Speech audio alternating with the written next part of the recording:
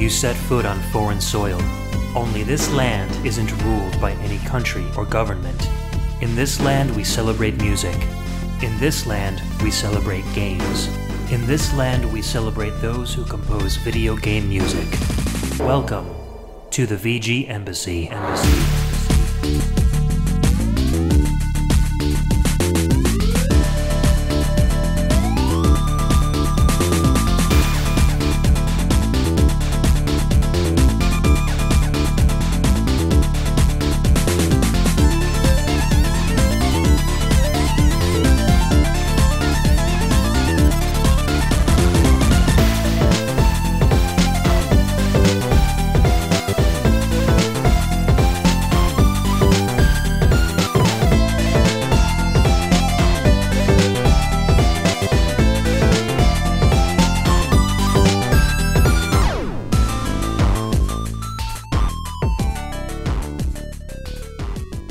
Welcome everybody, and thank you for tuning into another episode of the VGMbassy.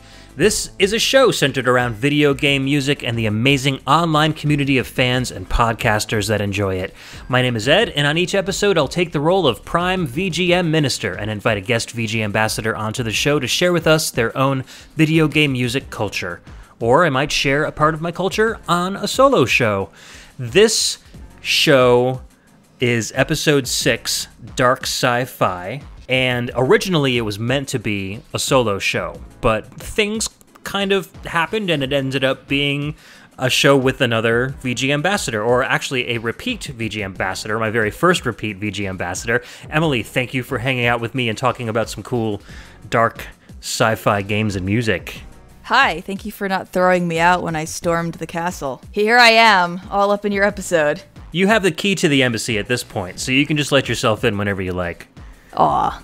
Well, I also have these fancy tools in my bag that also allow me to get in, but I appreciate the key. Oh, you're like Jill, the master of lockpicking? Unlocking. The master of unlocking, exactly. That's right, the master of unlocking. No, this is going to be a really cool episode because dark sci-fi is kind of Ed's thing, but I also love sci-fi, but we have a sort of a music style in common that we like. Yes. Which I think goes with this theme. But so I think that this is going to be interesting because you kind of live in this world in the games that you like to play, and I don't. So it's going to be kind of interesting. Yeah, and the music isn't all going to be what I think some of the listeners might be expecting either. It's not like all synth pop or all like dubstep or anything like that. We've got a lot of variation here. But I think we can try to kind of like pick out some common themes in all of this music, even regardless of what it sounds like. So that might be fun to do as we go through this show. So yeah, I mean, I've always really been into dark sci-fi, any kind of sci-fi really. I mean, I grew up watching Star Trek and Star Trek The Next Generation and Deep Space Nine, and I loved Blade Runner. And just, my dad was a big sci-fi freak, so he would constantly be reading sci-fi novels. He had a monthly subscription to Asimov, which is like a paperback collection of sci-fi that he would give me. After he read it, he would give it to me every month, so I would read all this sci-fi stuff. That's so awesome! I didn't even know that existed. Oh yeah, I've got tons of them. So next time you're down, Emily, I will definitely like pile you up with sci-fi magazines. You'll love it. Nice. So yeah, and so a lot of the music kind of goes hand in hand with that kind of aesthetic, and so most of these picks on this show will be from me today, but you've got a couple in there that you wanted to play as well, and they're amazing, so they definitely fit in with my picks. So as far as sci-fi goes, Emily, what kind of stuff did you get yourself into? So when I was a kid, I definitely leaned heavily towards sci-fi, but I guess it's like, I don't know how you would describe it more clean. It's not necessarily not dystopian, but it's just not... When I think of dark sci-fi, I think of a guy with a goatee, in a trench coat, walking down a street in the rain. It's always nighttime. It's like futuristic film noir, basically. Yeah, basically. I mean, it's essentially Blade Runner, or that community in Final Fantasy VII that's living underneath the disc. You know, I think of it as being kind of a very urban, technology gone wrong situation. Like, we didn't figure the pollution thing out. We just made these cool things, and now we have all this garbage to deal with. So exactly. That's what I think of. Oh, and also I guess maybe I haven't actually seen Firefly, but I guess something like that where people are actually scrapping together their ships and doing that kind of thing. So the sci-fi that I tend to be more into is it has beveled edges. It's a little bit shinier. It's the Apple version of sci-fi. Kind of, yeah. Or I guess there's maybe a military element sometimes, but the military is mostly the good guy. I think the sci-fi that I'm into is more about order than chaos, is maybe how I would describe it. But I also love Asimov. I think of Asimov as being that kind of shiny sci-fi. As a kid, I loved the Animorphs books, which is sort of like sci-fi, maybe kind of quasi-fantasy, but and that's very dark, but you're just not roaming around in a cityscape. Also love Star Trek. I got into that late in life, though, but I've seen everything but Enterprise at this point, and I love DS9, which is the darkest one. So I don't really know where I'm coming from, but that's kind of my sci-fi experience. Yeah, I mean, even Deep Space Nine as like dark sci-fi goes, like that's pretty light compared to some of the darker sci-fi stuff that's out there. So, the Star Trek universe, nothing's really that dark. Yeah, it's politically dark. You've got some war crimes darkness going on, but you don't have people cannibalizing each other to survive somewhere. Right. Nothing's like falling apart. I've always kind of been drawn to the kind of anachronistic aspect of it, where people are using technology that's futuristic for us, but to them, it's like old garbage. You know? That's cool. So it would be like this, holographic machine that displays, realistic images, but they're computer generated, in the middle of a room, and we'd be like, oh my god, that's amazing. But to them, it's like what we would consider like a black and white tube TV or something like that. I really like that kind of juxtaposition of technology there, where it's one man's junk is another man's treasure kind of a deal. Yeah. So that being said, let's get into our first track of the day. This one, I almost didn't put it in the show, but I feel it meets a certain dark sci-fi requirement, and that's kind of like an alternate history requirement, which is kind of sci-fi. It takes place in the 80s in an alternate Russia, where Russia basically kind of won the Cold War. They're a little bit more worldly and a little more powerful than they are now, and so stuff goes on, and it's kind of a very gritty game with some futuristic aspects, but a lot of present day aspects. It's called Mother Russia Bleeds, and this is a track called Black Racers, and it's composed by Fixions. So let's give it a listen.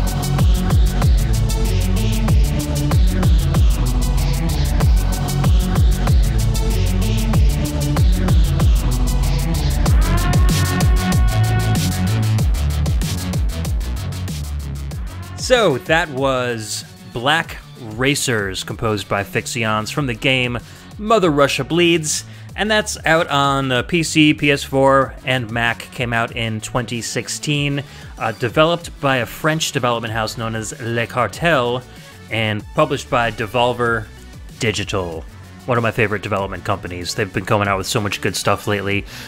Really kind of experimental and gritty, dark games, just like this one. And Emily's still listening to the music, and she just looks blissful right now, just kind of swaying back and forth. Actually, the funny thing is, I'm not listening to it. I'm just thinking it in my head. True story.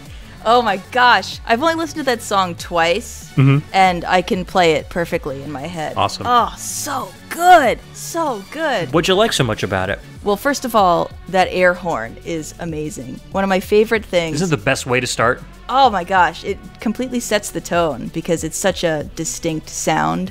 That is the air raid / bomb alert. Yeah, exactly. It's an air raid siren, yeah. Right. So, I mean, that's like the sounds of ambulances in Europe. It's like such a distinct sound profile that it immediately puts you where you're supposed to be mentally. It's not just a cool sound. Yeah. So I love that, and I also just really like it in music when people take a noise and they make it musical.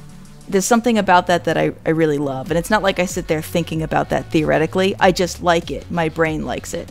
So that's pretty amazing, and it's interesting that I think this time around I noticed when that dropped out, because that stops towards the end. It's completely consistent the entire time, and then it kind of goes away at the end. And I really feel like that air horn makes the track. If that weren't there, I feel like it would be missing a huge piece of character. For sure, yeah, and it really does add so much to it. It adds a lot of texture to it too, and it's just this tone that there's a lot of high end and low end in the song, and that kind of like takes care of all the middle end. There's a lot of kind of Russian flair in the soundtrack. I mean, obviously the game takes place in Russia, so you'll hear a lot of kind of like traditional style Russian melodies going on throughout the whole game, with these like giant techno and kind of dubsteppy beats underneath it. And it's a beat 'em up, so it's going to have that kind of like real rough and tumble badass feel the whole way through. And this kind of music is definitely like what keeps you playing through the game. The storyline is great, so it's like it keeps you wanting to play through so that you can see the rest of the story, because it's so well put together. And the music helps you get through a lot of that repetitive stuff, because it's just so grindy and amazing. So, I picked it first for the show because I felt like, let's start the war. No. Yeah, like the best way to come up with a sci-fi show is like to start with those air horns. Like that just kind of perfectly sums up dark sci-fi for a lot of people. It's that kind of apocalyptic future ideal where there's always something to be wary of and something that's going to keep you on edge. And of course, you know, whenever anybody hears an air raid siren, they're going to naturally be scared. So. Right. I have no idea what this game looks like, but just like you're saying, I'm imagining smoke coming out of weird places. Absolutely. Rubble, demolished buildings. Yep. Demolished buildings that have been turned into makeshift shelters, that kind of thing. So you 110% hit the nail on the head. Well, that's the music. That's what the music did. Yeah. So they succeeded. It deals with like a party of 4 Romani, and they have been they've been kidnapped by the Russian government and taken to this kind of futuristic lab where they're being experimented on with this drug called Necro. And it's this like green glowing liquid that they will inject into you, and it gives you like crazy superpowers for a little while. But then of course it's addictive, so you know when you come off it you get weak and you need to like inject it again. So that's one of the gameplay elements is if you get low on health, you can pick up Necro or absorb Necro with a needle from the enemies that you've downed, and you can use that to inject yourself to get more health to continue on through the game. And like the ending you get at the end of the game depends on how much Necro you've needed to use throughout the whole that's game. An interesting concept. Yeah, so there's an ending where you can, you kind of overdose, or an ending where you get taken to the hospital if you haven't you like overdose, but if you haven't used that much, you can recover in the hospital.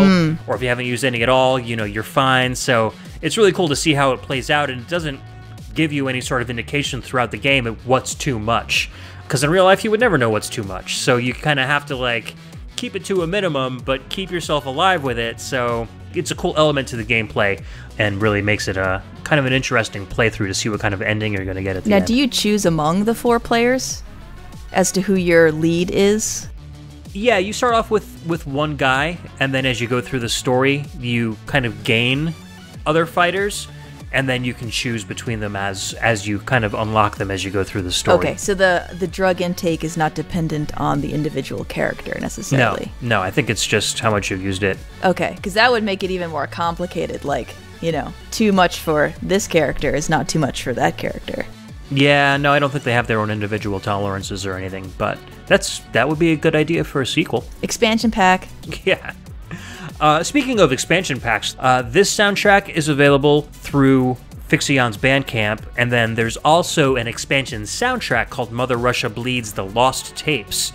And so what Fixion's did is he compiled a lot of the music that was submitted for the game, but not like necessarily approved or alternate versions. So you kind of get to hear earlier versions of the song that never made it into the game, or just completely different tracks that were for whatever reason never used in the game. So I really like when they do stuff like that, because a lot of times you don't get to hear like the development process behind the music. So if you get that album from Bandcamp, you can kind of hear original versions of a lot of the music that you'll hear throughout the game. So that's pretty cool. I'm gonna tell you right now, I'm gonna be looking into that for sure. This track is so good. It's cool. It's got like 31 something tracks on the Lost Tapes, and they're all like full length tracks. So you get a lot of music for your money. So wow, it's pretty cool. Fixion's has released a whole bunch of albums. Not too much as far as games go, but he's done a lot of kind of like game-oriented stuff. There's an album called Mindscape. Aside from Mother Russia Bleeds, there's Genosity, Migration 2019.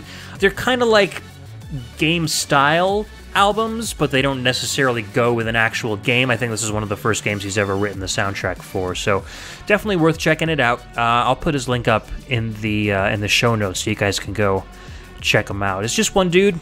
He's been making music in France since 2012, and I knew about him originally probably 2013 or something. He released one album and it was really good, and then I just kind of dropped off the map.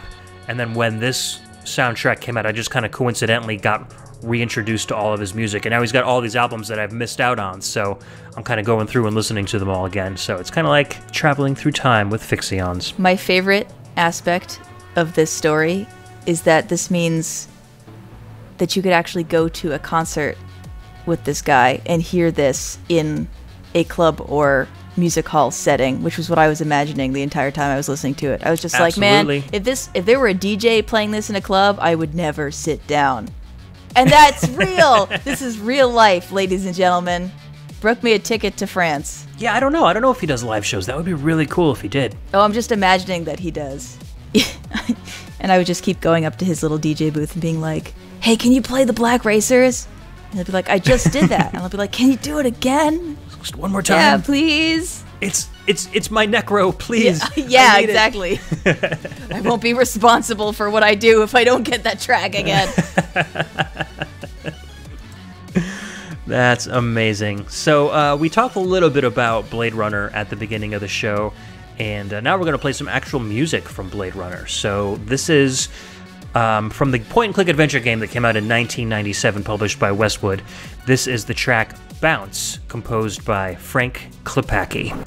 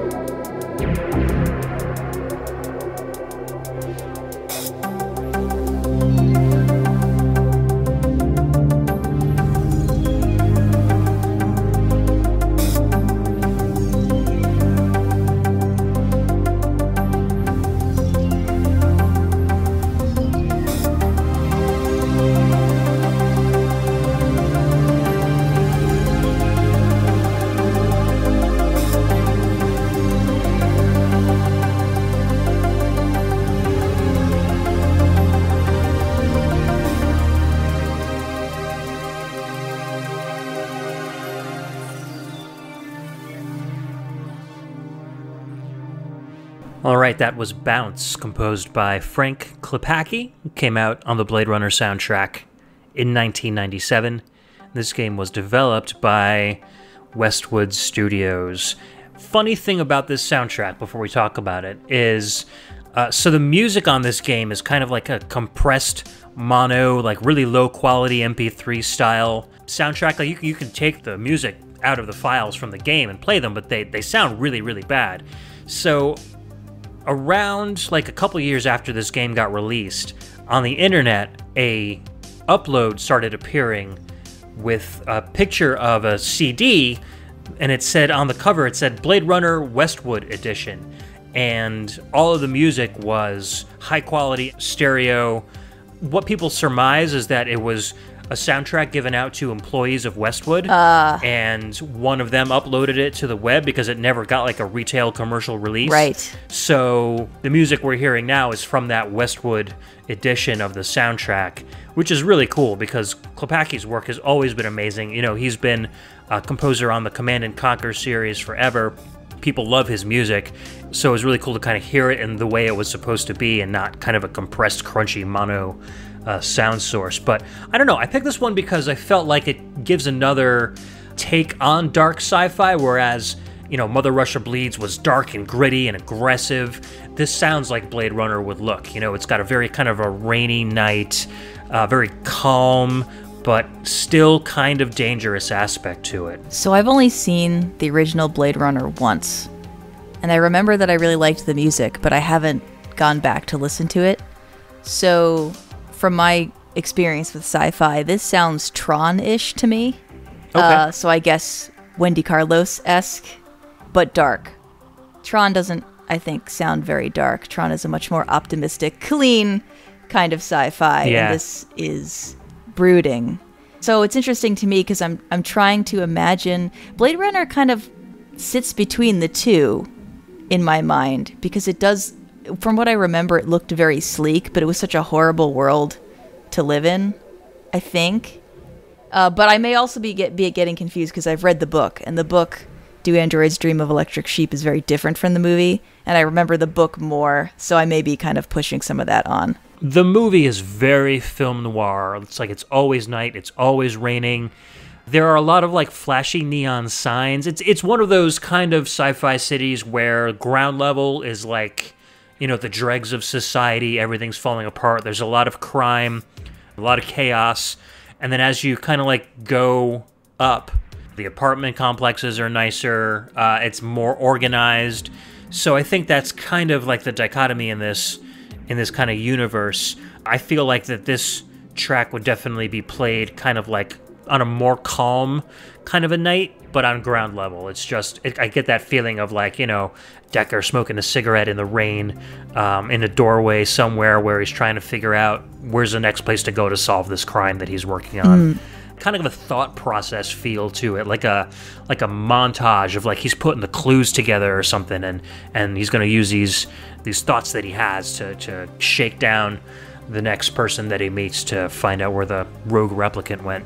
I get that. I get the thought process, because I think the image that I get is somebody in an apartment that's not all the way to the top, but higher up, and you can see all the city lights, and I'm seeing a montage of them kind of like pacing, and then cars in the distance going by, more pacing, going through pads, looking, that kind of thing. Yeah, it's definitely an introspective nighttime track for sure. Yeah, I really want to see the new Blade Runner movie. I have not gotten a chance to yet, Oh, and I'm really? such a big fan of the original one. Yeah. I never had time. It's really hard to get out when you got kids, especially when the movie's not for kids. Right. So I've been trying to make some time to sit down and finally watch it, because I hear it's one of those like love it, hate it kind of movies where I like the cinematography and everybody loves the way it looks, but only half the people like the actual plot and direction of the movie itself. So I'm pretty easy to please when it comes to that stuff, so I'm pretty sure I'm going to end up liking it, but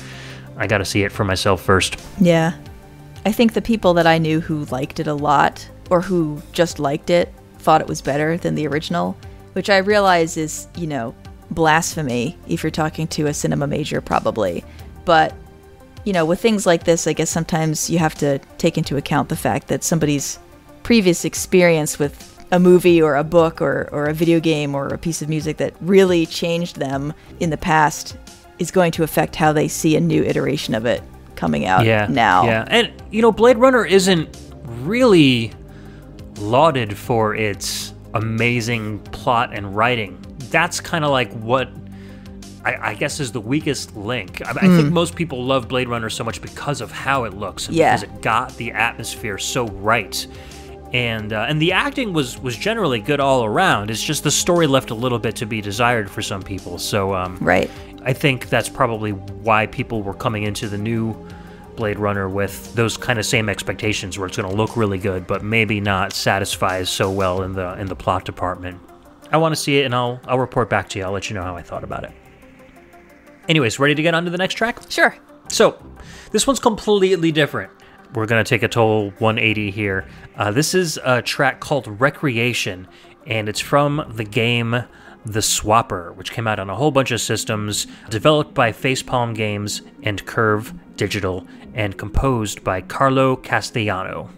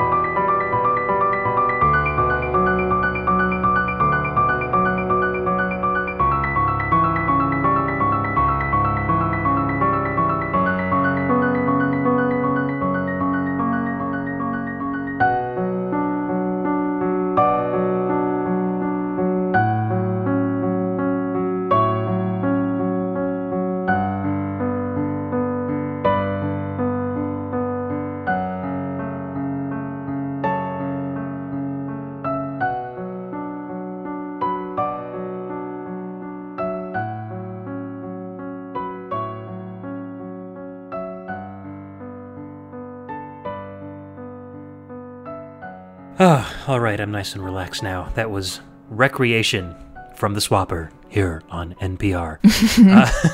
That came out in 2015 and composed by Carlo Castellano. I don't know, this is such a beautiful piece, and it just really doesn't belong in the game. Like, that sounds weird to say, but it doesn't sound anything like the rest of the soundtrack. And the way you come across it in the game is you're on this giant space station. The space station is derelict. There's only one other person on there. You are going through all the different areas of the space station to try to find your way out. And you happen to cross this recreation department, and it's just kind of like, it's music that kind of like automatically plays whenever somebody would enter the space station while it was alive and working. So you're kind of treated to this actual music. The future of elevator music. Yeah, exactly. Even though it sounds like it's coming out of a phonograph for some reason at the beginning there. So you're kind of like listening to this music and maybe envisioning of, what would be going on in the space station had it been alive, but you've just crash landed on it, and you're, everything around you is basically your enemy now. So you've got this very relaxing music that you've got to solve all these kind of like brain-bending puzzles to in order to get onto the next section of the game.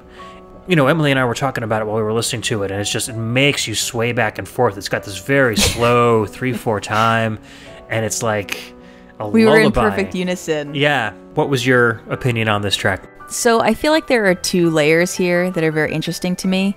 The thing that stands out is that it starts with that phonograph/record player scratchiness.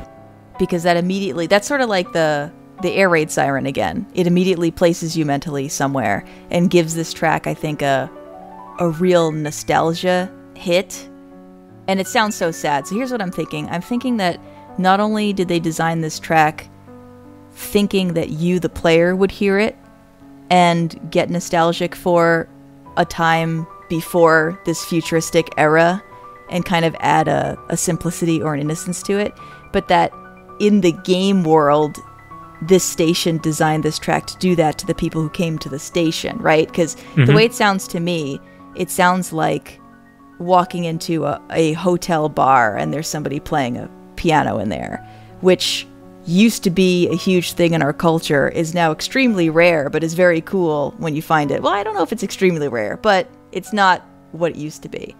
So I like thinking that a space station would have automatic music that played that had that little hint of the record player to put you back in time, to make you feel or think back to an era when there would be people playing the music for you as your ambiance.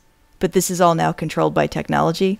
Does that make any sense? It makes a lot of sense, yeah. It's the technology trying to mask itself as more human by tricking you. I agree with you. It's a Jedi mind trick. Yeah. And I also think that, being on a space station, you're going to get a little stir-crazy. And I think that, especially if you're heading to the recreation area of the space station, music like this is going to be specifically designed to calm you down, any stress that you've had from, living at your job. It's going to try to kind of like extract that from you and help you see things from a fresh perspective again. So, And kind of paradoxically, I feel like it's such a sad song, but I think it makes a person feel less alone, or at least I feel like it's a lonely song, but I feel like the process of listening to it would not be lonely somehow. That I would imagine myself being lonely in a bar with a lot of other lonely people. So you're not really alone. It's funny you say that, because the game is called The Swapper because you are technically alone, but you find this gun, and what the gun does is you can shoot it at the wall or the floor or whatever, and wherever you shoot it, you create a duplicate of yourself. Okay. So I know I have, because I do a lot of emulation, but sometimes when you misconfigure an emulator's controls and you accidentally assign all the buttons on your controller to both player 1 and player 2. So imagine you're playing Contra and you've got both Lance and Bill, and one controller is controlling both characters at the same time, doing identical things. That's the way this starts to work. So you fire your gun at this area, you create this duplicate of yourself, and then both of these characters are controlled by one controller. So they both move left and right at the same time. They both jump at the same time. So a big part of solving these puzzles is kind of like sacrificing yourself and then being the duplicate of you, and then you're the primary duplicate, and then you can make duplicate of that. So you keep on copying yourself over and over again to get through these levels. And if you have to like drop down a huge pit, you can create duplicates of yourself along the way to lessen your fall. And then, you know, you'll be at the bottom. Oh, man. You'll be at you land and you shoot yourself to the floor, and then 30 seconds later, all of your duplicates come and fall around you, just dead. It's like, it's raining dead clones of you. It's like the weirdest kind of sensation you can get in a game. And it's really neat. Sometimes you have to trap a clone of yourself and then leave the room, and you don't know what happens to them afterwards. So there's all these kind of like storylines you can make in your own head as you go through this game. It's very, very interesting. Very cool gameplay concept. Gosh, that's crazy. Have you beaten this? Yeah, I have. And okay, here's a question. Mm-hmm. Was there ever a decision you had to make with one of your clones that was very difficult for you to do? Did you ever have that moment where you're like, I can't do this to this one. I can't. There have been times where I was like, oh man, that must suck to be him. But I always kind of like pretended that my consciousness transferred into whichever one was going to be the primary player. Okay. And the other one was just kind of like a golem, or, you know, like something that would just duplicate my moves but didn't actually have a mind of its own. So interesting. I think that's kind so of I would have played it very differently. Yeah. I would have thought of them as all people. I tend to create my own kind of I think you call it the emotional poncho or psychic poncho. Yeah. To kind of deflect that kind of emotion. So I can just go ahead and, you know, kill myself over and over again. No big deal. It's only a video game. There is some storyline in there between you and this other person who's kind of like separated from you and kind of hostile towards you, but you don't know why. And so you kind of have this relationship with this other person that you can only talk through like closed walls. And the other cool thing about this game, why it kind of like fits the dark sci-fi category for me, is everything is very dimly lit, but all of the items in the game are made from digital photographs of like hardware and everyday objects like pads and papers and pencils, but kind of like decayed and morphed together so that they look like an actual spaceship. So that the design choices they use are really, really cool. I don't know, the game was just so much fun to play. I got it as part of like a humble bundle. I probably never would have picked it up otherwise, but I played it on the PC and really, really enjoyed it. And you know, you can play it on the PS4 as well if you got a console and you want to do it too. But this is a game I would definitely recommend. The rest of the soundtrack is very ambient and just kind of dark whooshes and whirls and like little tiny instrumentation here and there. But this is the only like real song, I guess, in the whole soundtrack. Wow. What an intriguing game. Yeah, I think you would like it if you played it. Maybe not. If I could handle it. I think you would like the gameplay, but yeah, you would probably struggle with the whole concept of making clones of yourself and what that means, yeah. I mean, all I can think about right now is that one clone that you left trapped in a room. They're sitting there listening to this song play over and over again until they die of starvation or thirst. Yeah, but at least you got this song. Maybe you just die in your sleep. I wish everyone could have just seen your face. I'm sorry. We don't have to go here. It's like, no, I'm going to come up with reasons why that's not the case. Not the case. Going to deflect. Psychic poncho. They're clones, so their molecules are going to disintegrate at a higher rate. So really, they're only in the room for a very short time, and they don't feel anything, and they don't know what's going to be happening. You called it. Actually, true story. I used to do stuff like this all the time. When I played Lemmings as a child, I didn't realize that you were basically blowing them up if you wanted to nuke the level. Mm-hmm. So I came up with an alternate explanation, was that they were transporting to another dimension, and that like lemming confetti that you saw was just like smoke from the other dimension coming through. It was in their pockets, and it just blew out of their pockets whenever it... Yeah, they're celebrating, actually. They're celebrating because they're like, you always learn from your mistakes, confetti. You need these justifications because otherwise every time anybody plays a video game, they're just going to cry themselves to sleep that night because...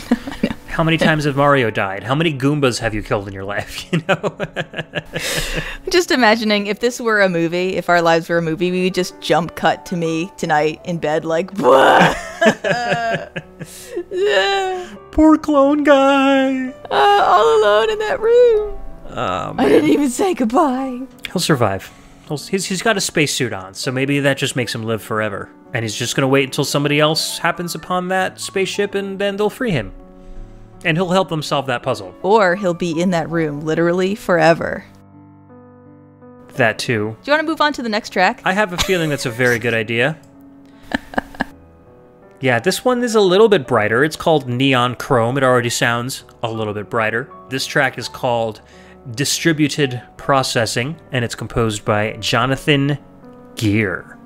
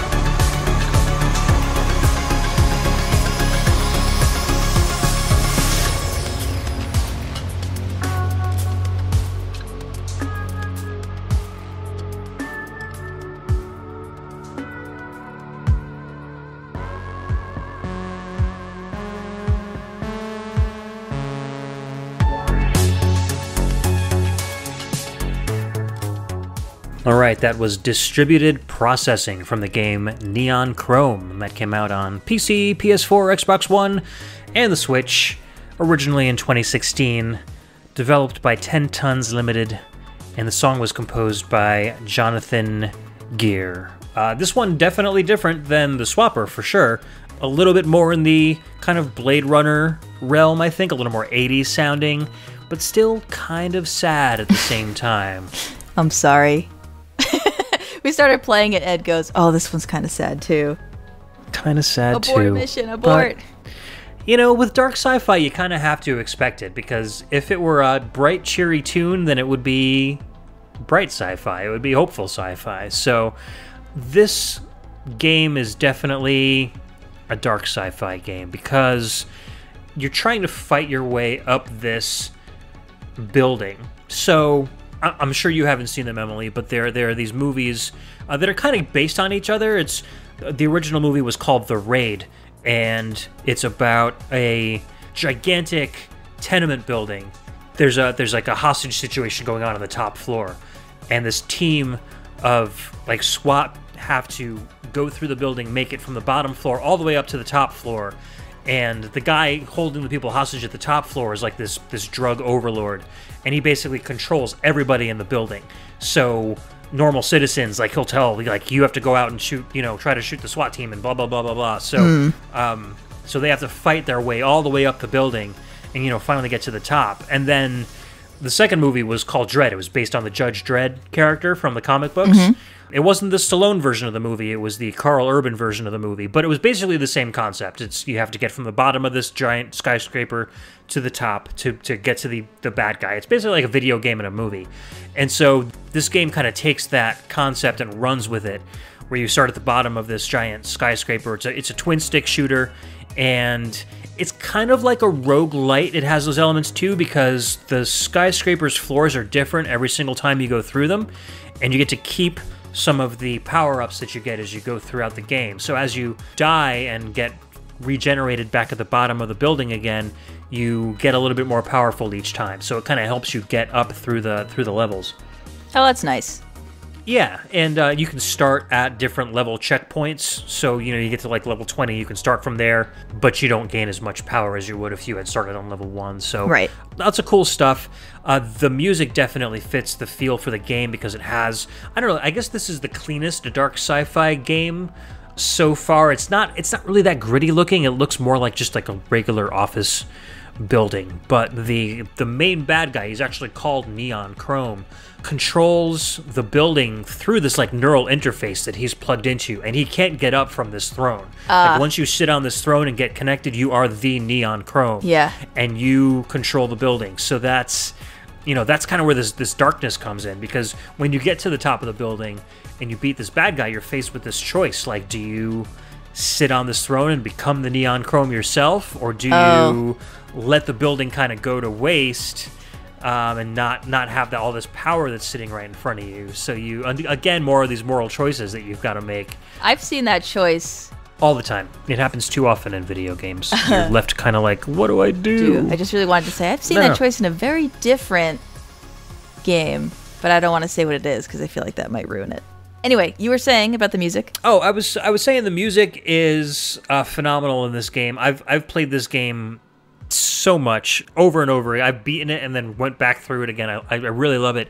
But the music is just so clean sounding, and it has a little bit of a sadness to it, but it's kind of an interesting juxtaposition when you're like blasting through these levels, shooting all these like guards that are trying to get you and dodging bullets and all this stuff, but you've got this kind of a slower, sadder music piece. It gives a very different feel to like why you're doing what you're doing. Yeah. And there are other tracks in this game that are much more upbeat and much faster, but for some reason whenever this particular track plays, I feel like the character that I'm playing as is kind of like realizing the loss of life around him, and like, I can't sustain this. Like, I need to finish this off once and for all because this is too much for me. Yes. Oh, you're saying so many things I'm thinking. I mean, I was thinking as I'm listening to this track that it's such a chill groove, and I'm trying to imagine, okay, twin stick shooter, okay, trying to race to the top of a tower.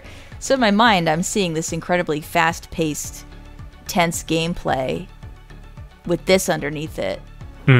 So that's very meditative. And I think I would agree with you, not having seen the game, I would agree with you that it makes you think about what you're doing, because you've said that the people in the tower can't control what they're doing.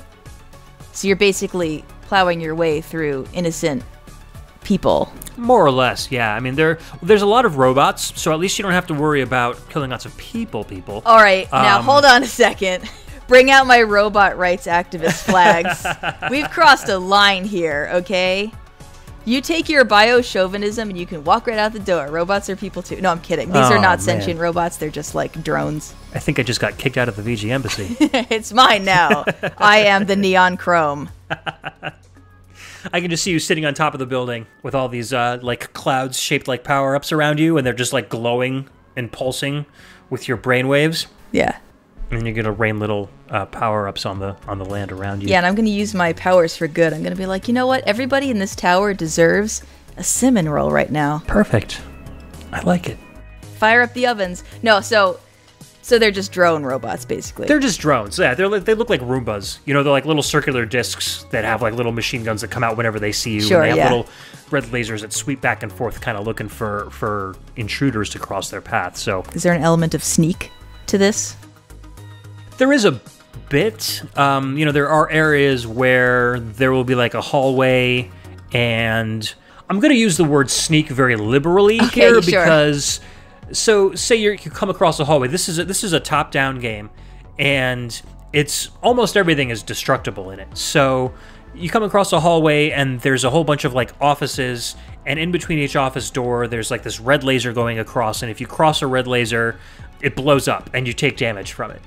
Your way of sneaking could be to just shoot your way through the walls of the offices to go around the hallway. I see. Just kind of like... Because it's the laser that matters. Destroy the entire... Exactly. Yeah. So the laser's not going to detect you 3 feet to the left of it. I like this version of stealth gaming. Sheetrock. This is excellent stealth gaming. You kind of make your own pathway. You know, there are areas where it's like steel wall that you can't shoot through, but there are a lot of areas where you can just kind of, shoot through walls, get the jump on guys, or kind of circumvent the machines, not robots, the drones that are trying to, look out for you. So it's got great gameplay. 10 Tons originally developed this game called Crimson Land, which was a top-down shooter that came out, I don't know, the early 2000s. And I remember playing it to death when I was younger. I remember Eddie, who's like 12 years old now, he was a baby. And, I was just like a dad. I couldn't go out anywhere after work. It was just very much being the dad. And so during his naps and stuff, I would just get on the computer and I would start playing this Crimson Land game. And so they kind of took this formula that Crimson Land had and just kind of ran with the twin-stick shooter. So they've got a bunch of games like Judge and Neon Chrome and some other ones coming out that are all kind of based around the same game engine, but making it into very different kind of gameplay styles. Neat. So yeah, if you like twin-stick shooters, 10 Tons is a good development house to look out for, because all their games are a lot of fun. As far as the composer goes, Jonathan Gear, he composed the soundtrack for Owlboy and Prime Mover, which are two kind of indie darlings. They've been recently released, and the soundtracks for those games are much more different. They're a little more organic and whimsical sounding, whereas for Neon Chrome and Judge, which he both did for 10 Tons, have been kind of more in the synth pop style. But he's also composed music that's been on like American Idol, So You Think You Can Dance, Family Guy, Access Hollywood. So he's done a lot of commercial TV music as well. So pretty talented guy.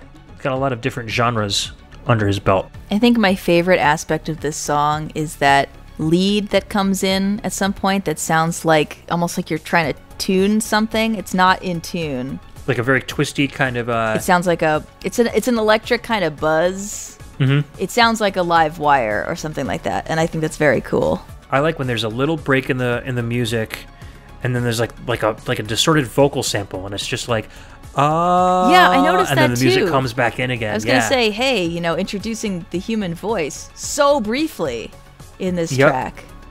Just as a little special effect kind of deal. It was pretty cool. Yeah. Welp, speaking of human voices and lack thereof, the next track we're going to play from is called Nano Robot Tune. And this is from a game called Machinarium. And it's composed by Tomas Dvorak. And this game is entirely populated by rusty robots. So right up your alley, Emily. Yep.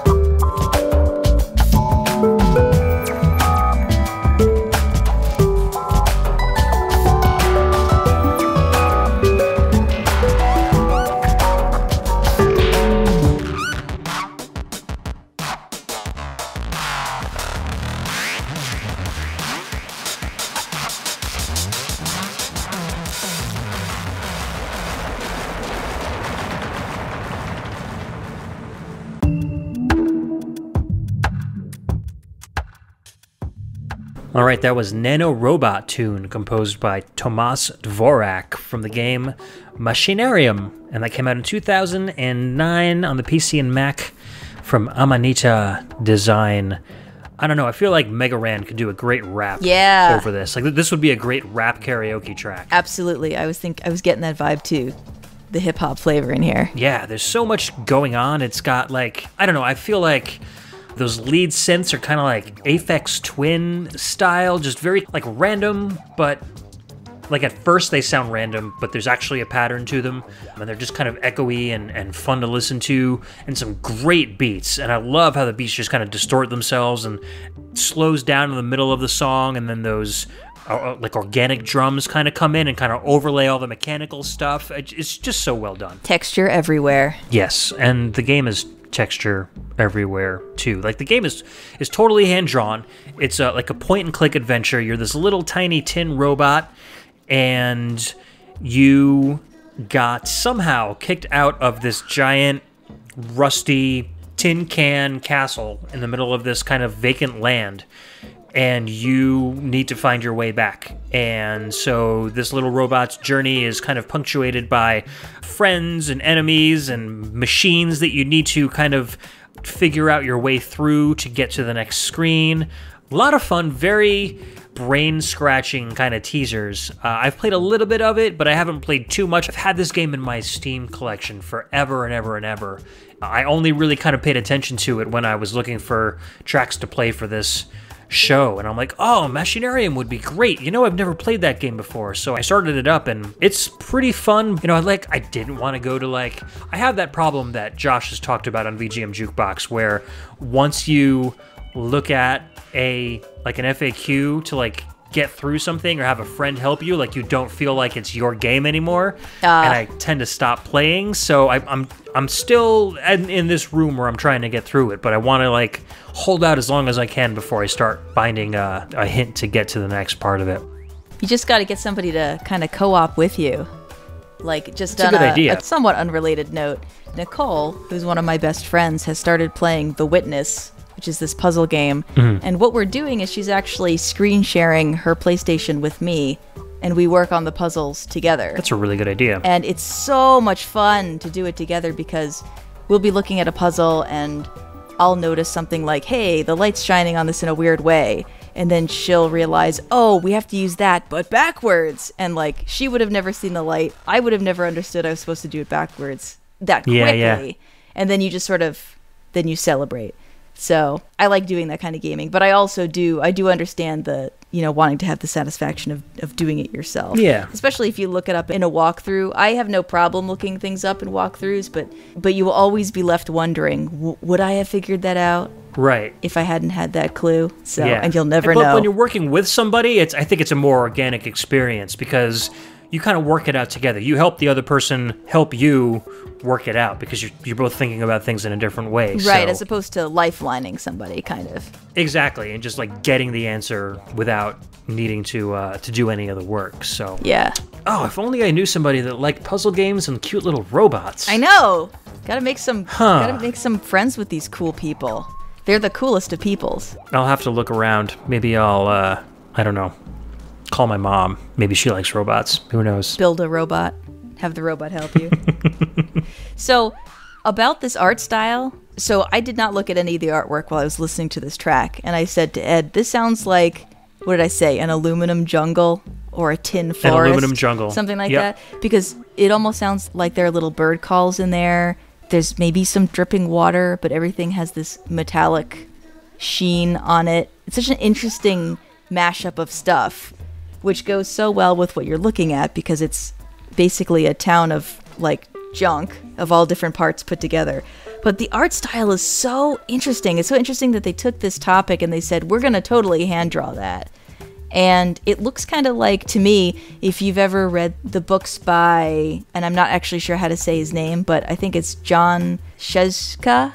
He did the Stinky Cheese Man and other fairy tales. Oh, okay. Yep. I'm vaguely familiar with him. And the true story of the Three Little Pigs. So the artist on those was Lane Smith. At least Lane Smith did the Stinky Cheese Man. I'm going to just quickly look up who did Yeah, Lane Smith did the Three Little Pigs as well. So if you know those books, it's that art style. It's such a random art style for this, and it's so cool to me. Yeah, and it makes the game more fun, too, because it's not all just one texture repeating over and over again. Every screen that you get to is a new work of handmade art, and it's another one of those things in games like this that make you want to get to the next level, so you can just kind of take in everything that's kind of been worked on for hours and hours by human hands. Again, there's no human life in this game whatsoever, so it's even cooler that you got a game that's completely populated by robots and tin can animals, etc., but it's all been made in this organic way. Yeah. With this kind of like mesh of organic and mechanical music going on behind it. So the whole thing together, the atmosphere of the game is amazing, and it's so adorable, but Sci-Fi kind of appeals to people who like both. The rusty robot aspect of it appeals to me, and also so the cuteness aspect kind of comes along with it, and I get a good balance of both. So definitely a game worth checking out. It's one of those games that like goes on sale on Steam for super cheap all the time. So whenever you see it like get down below like $10, go pick it up, because there's a lot of gameplay in it, and the soundtrack is incredible. You'll be bopping along the whole way through. So Tomáš Dvořák is a composer from the Czech Republic. He's not just a video game composer, he's mostly like a live musician. He plays the clarinet. He's also a producer and a multimedia artist, and he's been making music since 1998. There's a popular indie game called Samarost, and Samarost 2, he did the soundtracks for those, and those I think have won some awards over time. So I did a little clarinet fist pump there. Oh, that's right, you were a clarinetist, weren't you? I love that instrument. So you guys have a bond now. No wonder you like the song so much. I know, right? Well, it sounds like with the music combined with this art style, combined with possibly even the difficulty, that this is a very unique and memorable gaming experience. Yeah, I'm looking forward to playing through the whole thing. I can't think of anything that I've played that looks like this. And I don't think you'll ever play anything else that does look like it. Yeah. Simply because with that hand-drawn art, it's like there's so much opportunity for a person's individual style to come through. Sure. More so than just polygons, because those can kind of start to look like each other after a while. So yeah, definitely worth checking out. And even if you don't want to check it out, just take a look at some of the YouTube videos about it, or a YouTube review, because you'll get a feel for the art pretty easily with that. All right, so we have kind of a retro-free show today, but this is the only track that has kind of like a little hint of some Super Nintendo stuff going on in it, even though it's not from the Super Nintendo game. This is a track called Double Cross, and it's composed by Gavin and Marshall Parker, and it's from the game Shadowrun Returns, which came out in 2013 on the PC.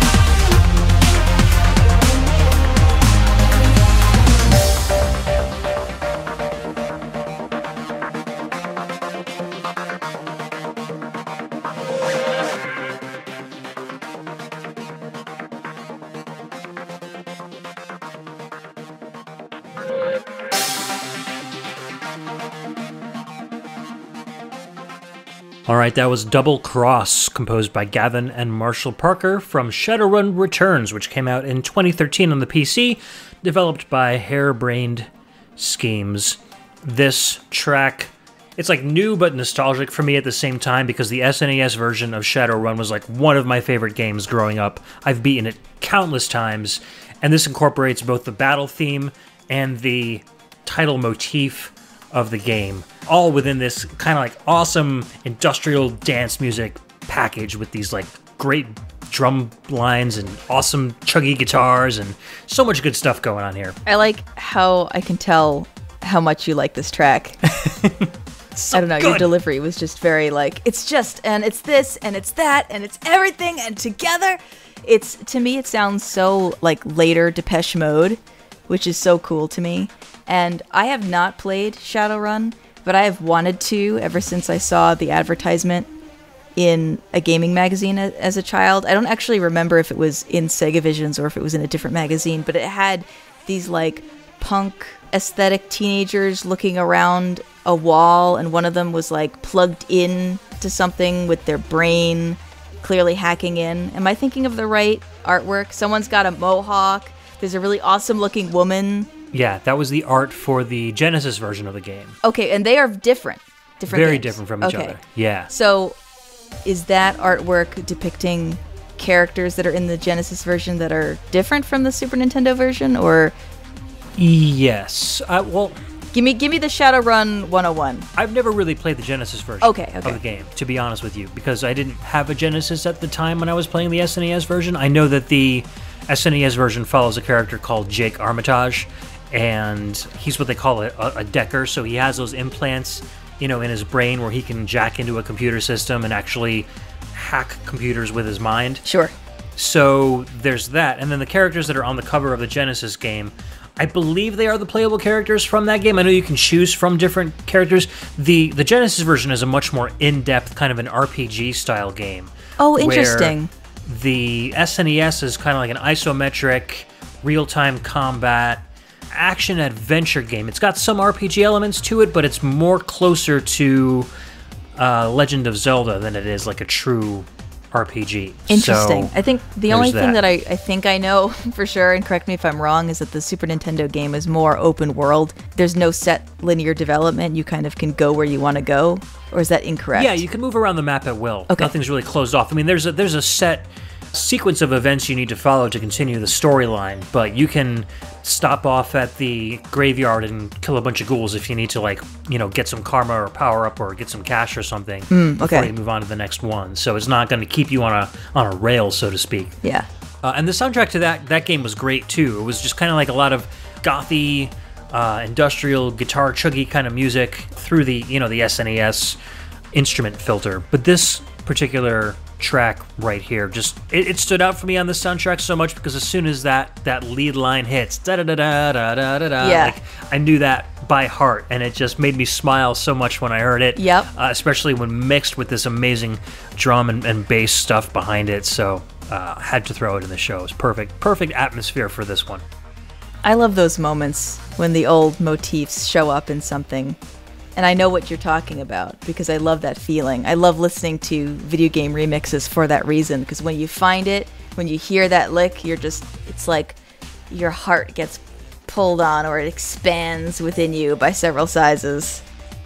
Exactly. The same thing happened to me with like the Killer Instinct soundtrack. Yeah. Because they had all those themes from the original characters, but like in these like really, really aggressive industrial metal styles. So it's like hearing songs that I was used to as a kid, but in a style that I appreciate and listen to now as an adult. It's like the song kind of grew up with me, and I feel like the exact same thing happened with this particular track. So very good stuff. And Marshall Parker was actually the guy that wrote the original Super Nintendo soundtrack for the game. So it's he's just back remixing and doing his own melodies over again, which is even better for me. So let's move on to the next track. Emily, this is one of your picks finally. So yes. So why don't you tell us what's coming up next? Well, first of all, you had asked me, what's the first thing that comes to mind when you think of dark sci-fi? And of course, the first thing that came to mind was sci-fi, but not dark. And then I had to think of something else. But then I thought, hey, I know a guy who kind of is into that sort of musical style, very into Depeche Mode and industrial music, and does his own composing. So I thought, I'm going to email the Gabe and see if the Gabe from the Legacy Music Hour, he's the engineer who puts all their shows together at this point, post-hiatus. I asked him, do you have any games that fit dark sci-fi? Because I'd like to listen to the soundtrack and then see if we can use one for the show. And he said, this is probably the closest fit. So what we're going to be listening to is a track from Cyberpunk 3776. I don't actually know if that's how you're supposed to say that's the way number. I've been pronouncing it, so. But yeah. I like that, 3776. For PC from 2014, this is the track Greed, composed by the Gabe Castro. All right, let's take a listen.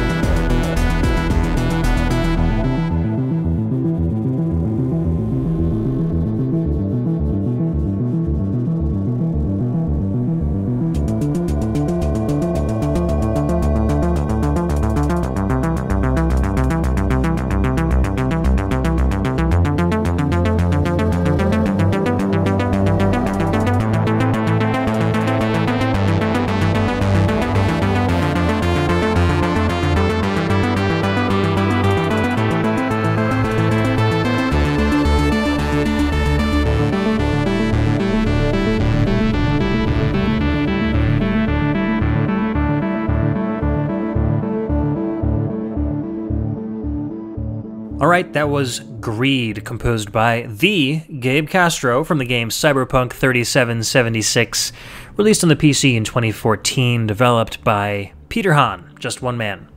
A single man show.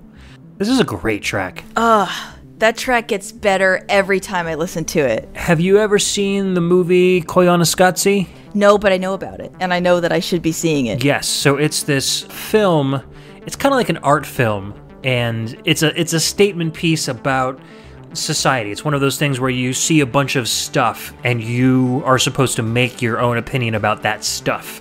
And what it essentially is time-lapse photography, but it's like city streets, flowers blooming and dying, it's the sun rising and falling, it's all of this stuff in a particular sequence that's supposed to make you feel a certain way. But the music in it is this synthesized, fast, arpeggiated, music that really kind of syncs up in time with the rate at which everything on the screen is going.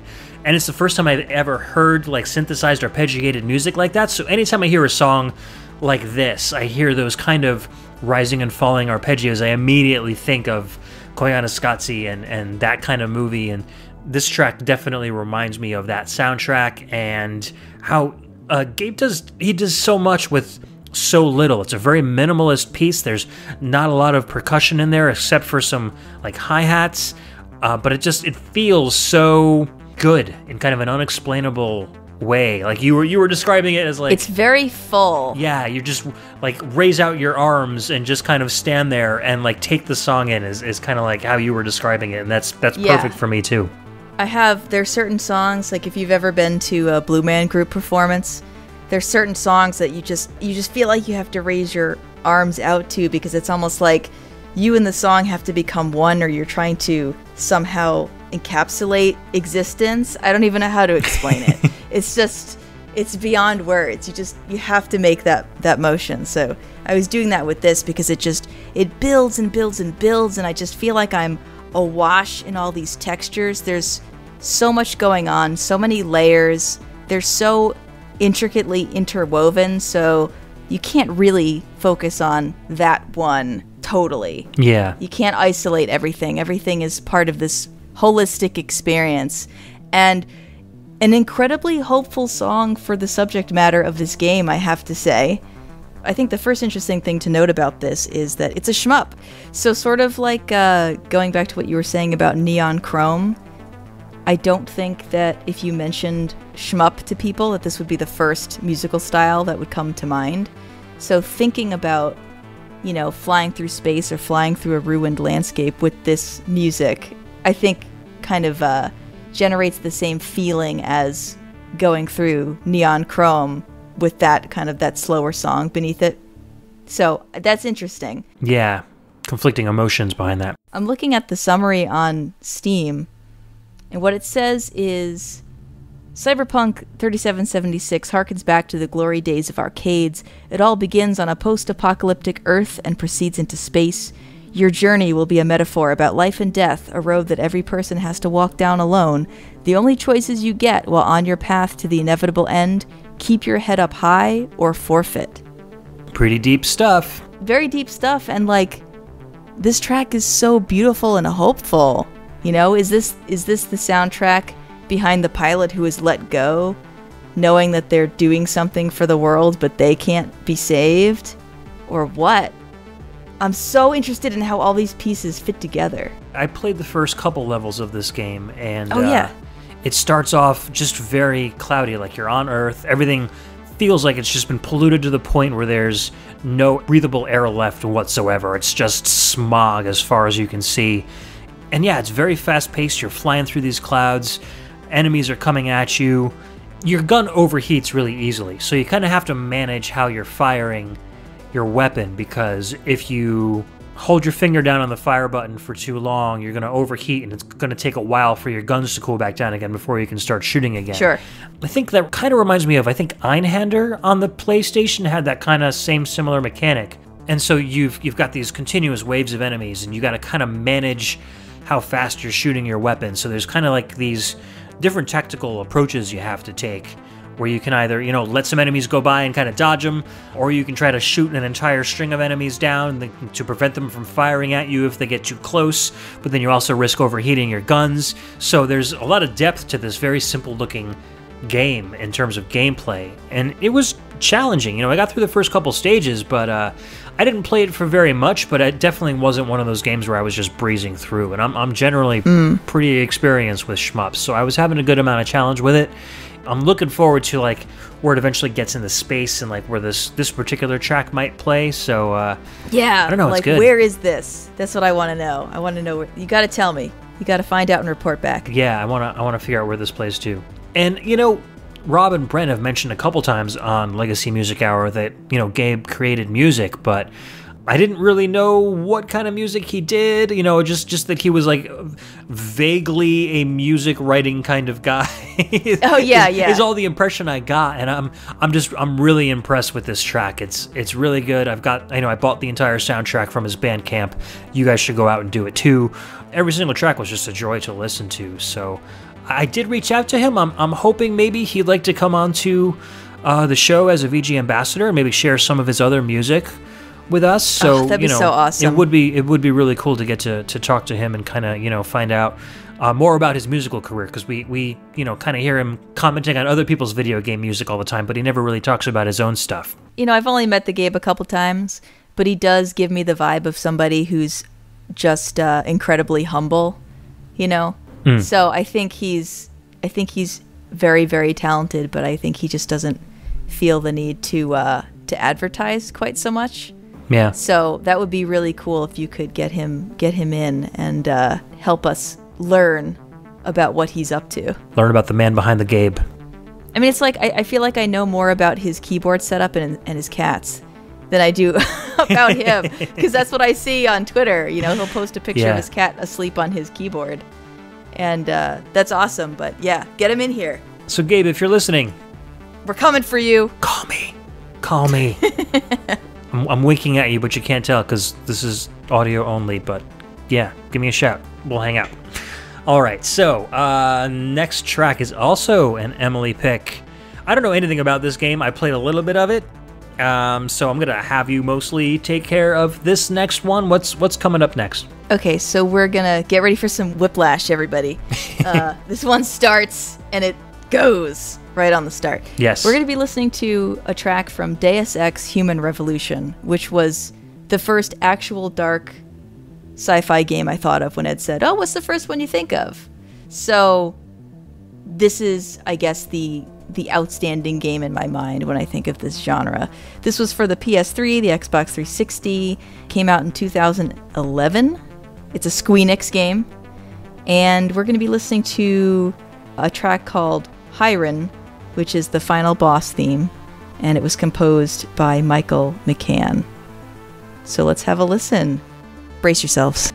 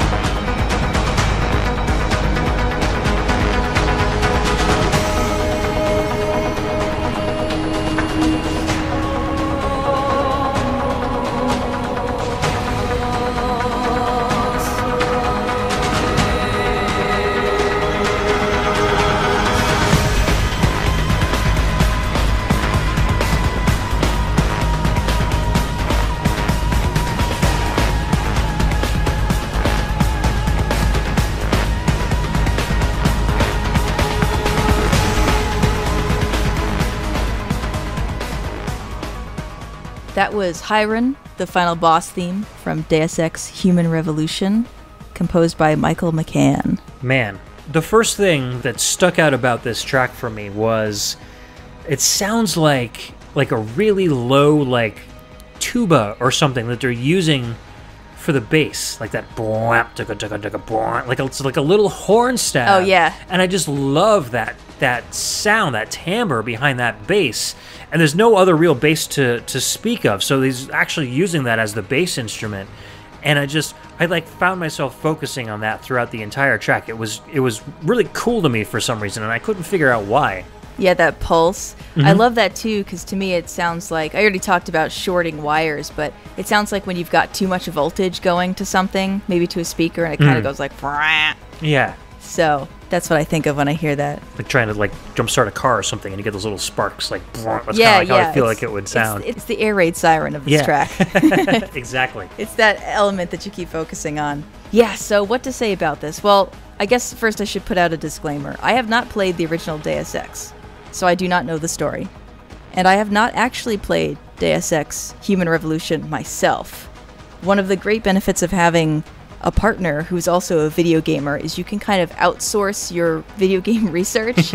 So my husband plays all these modern games like Deus Ex Human Revolution that are great, but I'm just never inspired to look into. But as I'm watching him play, I get to absorb the style and the music and the story. So it's almost like, I don't know, I do my own book reading, but then I have somebody else read books to me, or maybe we're colleagues that work in the same office, but we're working on different projects. So I get some of his world and he gets some of my retro world. Yeah. So that being said, I'm not going to be the authority on explaining this game, but the basic premise is this. This is the prequel to the original Deus Ex, so it sort of sets up the start of the story. It's about a future world where mega corporations have usurped the power of the government. Companies are now more powerful, and they're the ones that are leading cultural change and the ones who have the money and really have the leverage to get things done. And society's at a point where companies are developing technological augments that you can install in your own body. So that could be improving your mental capabilities. It could be improving how far you can jump. It's anything. So just imagine any improvement that you can do to yourself is possible in this future if you have the money to do it. And of course you have to take a drug so that your body doesn't reject these implants. So there's that element again of having to take the drug to kind of keep things under control. So society is basically splitting at this point between people who think that augmenting is the future and is good for humanity, and the people who think that this is basically going to lead us into a dystopian hellscape. And behind it, you have these corporations who have their own motivations that really have nothing to do with how people are treated. So sometimes I think of Human Revolution as being a tour of all the really horrible things that can happen in a society with technology completely run amok. I mean, there is horrible, horrible stuff in this game, and the final boss is no exception. I'm not really sure if I want to ruin it, though, because I don't know. I feel weird about giving spoilers on the show. It's kind of up to you. It sounds like a really intense boss fight. I mean, it sounds like you would be like running around, trying to dodge lots of firepower coming at you, while you at the same time are trying to return just as much as being thrown at you. I know you told me a little bit about what the ending is like, and I think you can probably describe parts of it, but not necessarily spoil the whole thing for people. Yeah, so this may be a moderate spoiler, but it's very important that there's a woman's voice in this track. And we actually together, Ed and I, were trying to figure out what is being sung. I believe one of the lines is "Who will save us?" and I can't understand what the other line is, and it's kind of debated on the internet if it's even actual words or if it was just very emotive syllables put together. But that woman's voice you're hearing is also the melody that is being sung is the main theme of the game, which is called Icarus, and that really stands in for the whole feel of this game, is how close can you get to the sun before everything is ruined by this advancement that you've made. So in the final boss fight, which is terribly sad in my opinion, you come across a supercomputer that actually has humans fused directly to it to share the computational load. So you have this amalgamation of human and computer, but what's particularly horrifying about it is that the women who are in the machine did not volunteer for this. They are augmented in an irreversible way for this function, and when they're hooked up to the computer, they actually feel the data. Like, for instance, if this computer is regulating the temperature of a very hot room, maybe to keep it from going critical, the humans that are hooked up to the computer actually feel that sensation of the heat. Wow. So they're being overloaded with supercomputer data that they're also feeling in their bodies. So when you actually interact with them, they're not coherent, and they're babbling things like, "I've been awake for so long. Why is it dark? Where's the light? Mother, show us the light. It hurts so much. The pressure. It's cold." And it's so disturbing, and it's so sad, you know, and you basically have to shut this computer down. So, and everything that comes along with it. You have these human beings who are being used to this terrible purpose, and, you know, you have to find it within you to cut the project, basically. That's crazy. That's basically like dark sci-fi at its absolute darkest, you know? It really is. It really is kind of like removing all the morals and just bringing technology to the highest point possible. Just, you know, like I was going to say, the song title Icarus makes so much sense, because this is where humans rely on technology so much that they become the technology, and you can't come back from that point. So, right. Yeah. At least not in this world. So, and I will say, I will admit, you know, I get very profoundly affected by media, and I did feel ill during this final boss fight. I wasn't even playing it. I'm just watching my husband play it, and it resonated so strongly with me that I felt sick. Mm. And I was saying to him, there has to be another way. There has to be something else we can do here. In the gameplay, really, you do have the choice to be stealthy or kill everybody. I mean, and I think the original Deus Ex was like that too. You could decide if you were going to be the pacifist or if you were just going to go in guns blazing. But, yeah, I mean, you're forced into a lot of terrible situations where there isn't a good answer. That's just what it is. So you have to sort of take the story and decide how you feel about it. So if this were to happen in real life and you had no concept of the ending of this game being the way it was, and mechanical augmentation started becoming possible, which side do you think you'd find yourself on? Would you be pro-augmentation, or would you be against? Oh my gosh, I think about this all the time, Ed. All the time. And I'll have to ask you also in response. I honestly don't know, because on the one hand, I would love to be able to read every book. I would love to be able to listen to every song. I would love to get augmentations that would help me with my chronic pain. You know, there are a lot of things that I would like done, and things that I think that would be super cool. And yet, even as an IT professional, I tend to avoid a lot of modern technology because I feel overwhelmed by the amount of data that's kind of constantly pinging against me. So I almost feel like if I did do let's say I did an augmentation that would allow me to like speed read and then retain all the books that I read, I don't know if I would be comfortable with all of that coming into my own head. You know, I'm the kind of person that needs to like get away from technology every once in a while, like really get away, and I feel good when I'm away from it. So if it was in my own head and I couldn't pull it out, I don't know, man. Right, unless there was like a built-in on-off switch or something where you could, you know, still have it in there but not functioning, which would kind of bring you down to a normal level. That's the only way that you could kind of get that approximation of normalcy. I don't know, I think I'd be all for it. I'm just the kind of guy that loves cutting-edge technology. I'll go out and buy new stuff before it's been like properly reviewed. I don't know, any way that I could kind of integrate technology into my life, I never seem to feel overwhelmed by it. I seem to just adapt to it and adopt it pretty easily, and then I go and show it off and teach other people how to use it. So I feel like if this were a thing, I'd be, as long as I had the money for it, I'd be like first in line. I'd be like, yep, all right, I'll take the, I don't know, the earpieces where when I hear music I also see colors or something, or whatever they want to plug into me. Sure, go right ahead. Ed marches in, he's like, take my arm. Just put something else on. It'll be awesome. No, I mean... chopsticks for fingers. That sounds great. Let's go. Yeah. Whatever can be done. Do it. No, it's such an interesting question. And I think that when I see it kind of pop up in fiction a lot, the moral conundrum that gets presented is often like about the sanctity of the human body almost. My argument wouldn't be, no, I don't want to give up my arm. You know, that's not the debate I'd be having with myself. But I don't know. Maybe I would. Maybe I would really, really miss my arm. Yeah, and I guess it really will probably also depend on how much that augmentation approximated your arm that you lost. You know, perhaps it looks real, but it's like Inspector Gadget, where you've got little compartments that open up, and suddenly there's a magnifying glass or something, you know. Could be anything. But if it looked like an actual robot arm, you might be far less inclined to want to replace your real arm with it. Right. So... yeah. And Deus Ex makes you think about all of these things. And also, everybody in this game is pretty much terrible. So they're all different flavors of terrible. Even the people who think that they're doing good things do terrible things. So if you like that kind of place to be in, and it's a beautiful game, and I think it's very well done cinematically, I think it's worth a shot.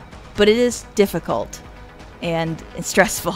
There's a lot of creeping around so that you don't get seen by people. Yeah, so. I think people who really like Metal Gear Solid and those kind of games would appreciate this one. All right, so ready to move on to the next one? Yes. So let's move on to a track called A Picture in Motion. This is from the game Fury. This came out in 2016. It's out on the Switch, the PS4, Windows, and Xbox One. And this is composed by Wave Shaper.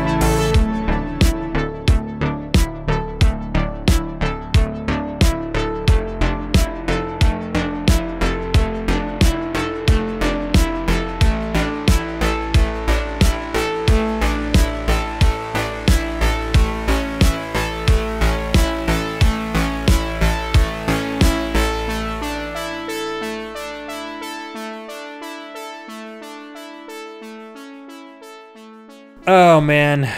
That was A Picture in Motion from Waveshaper off the Fury soundtrack.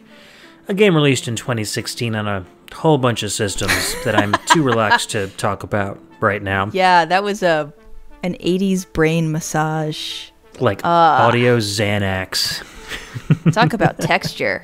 Yeah, it reminded me a lot of the track from Cyberpunk 3776, Gabe Castro's track.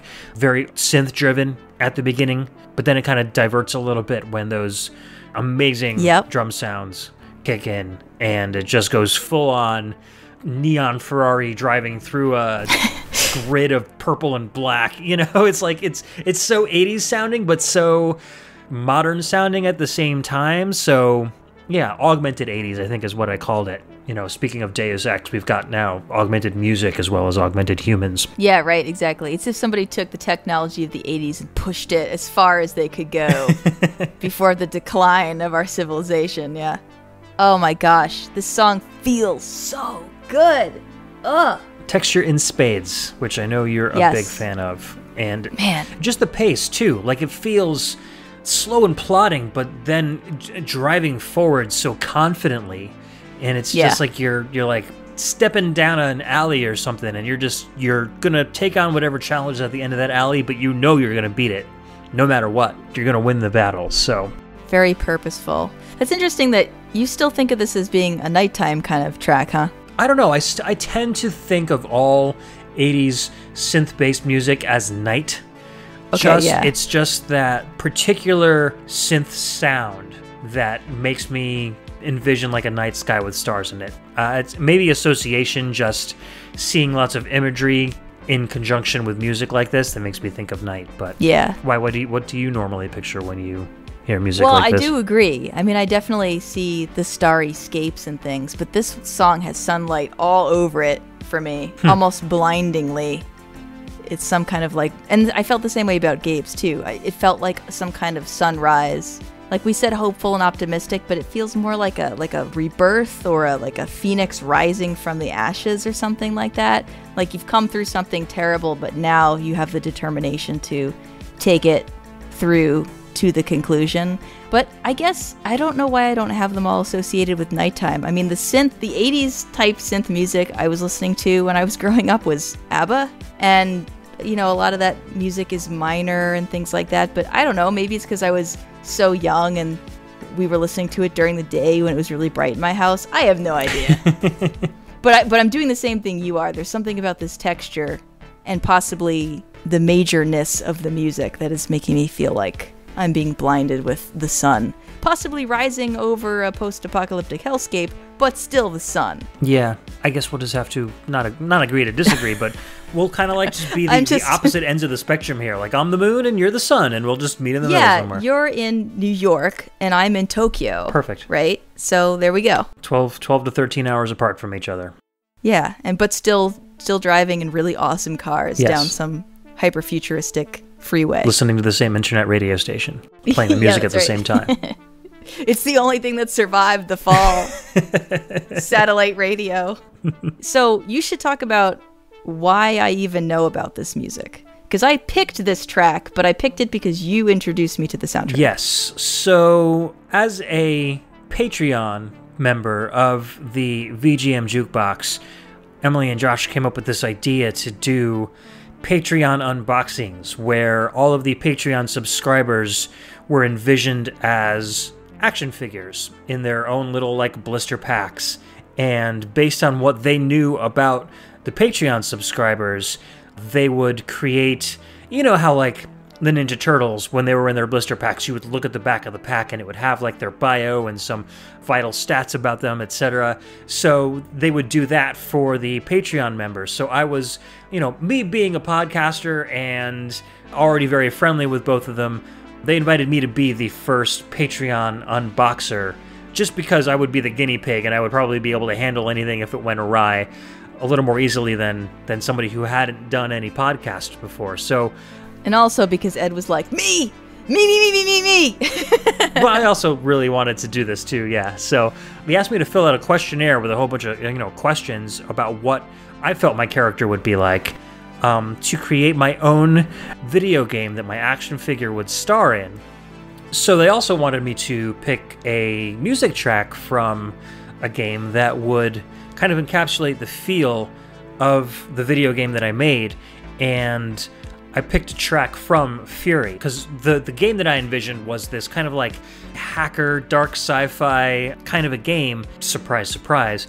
And right. And so this music really, really fit the motif of what I was looking for. So I chose a different track. There were a couple of different composers on this game. It's Waveshaper and Carpenter Brute and another one, but I forgot the name off the top of my head. But the three of them, and so they all kind of made a very 80s meets 2010s style soundtrack for this game.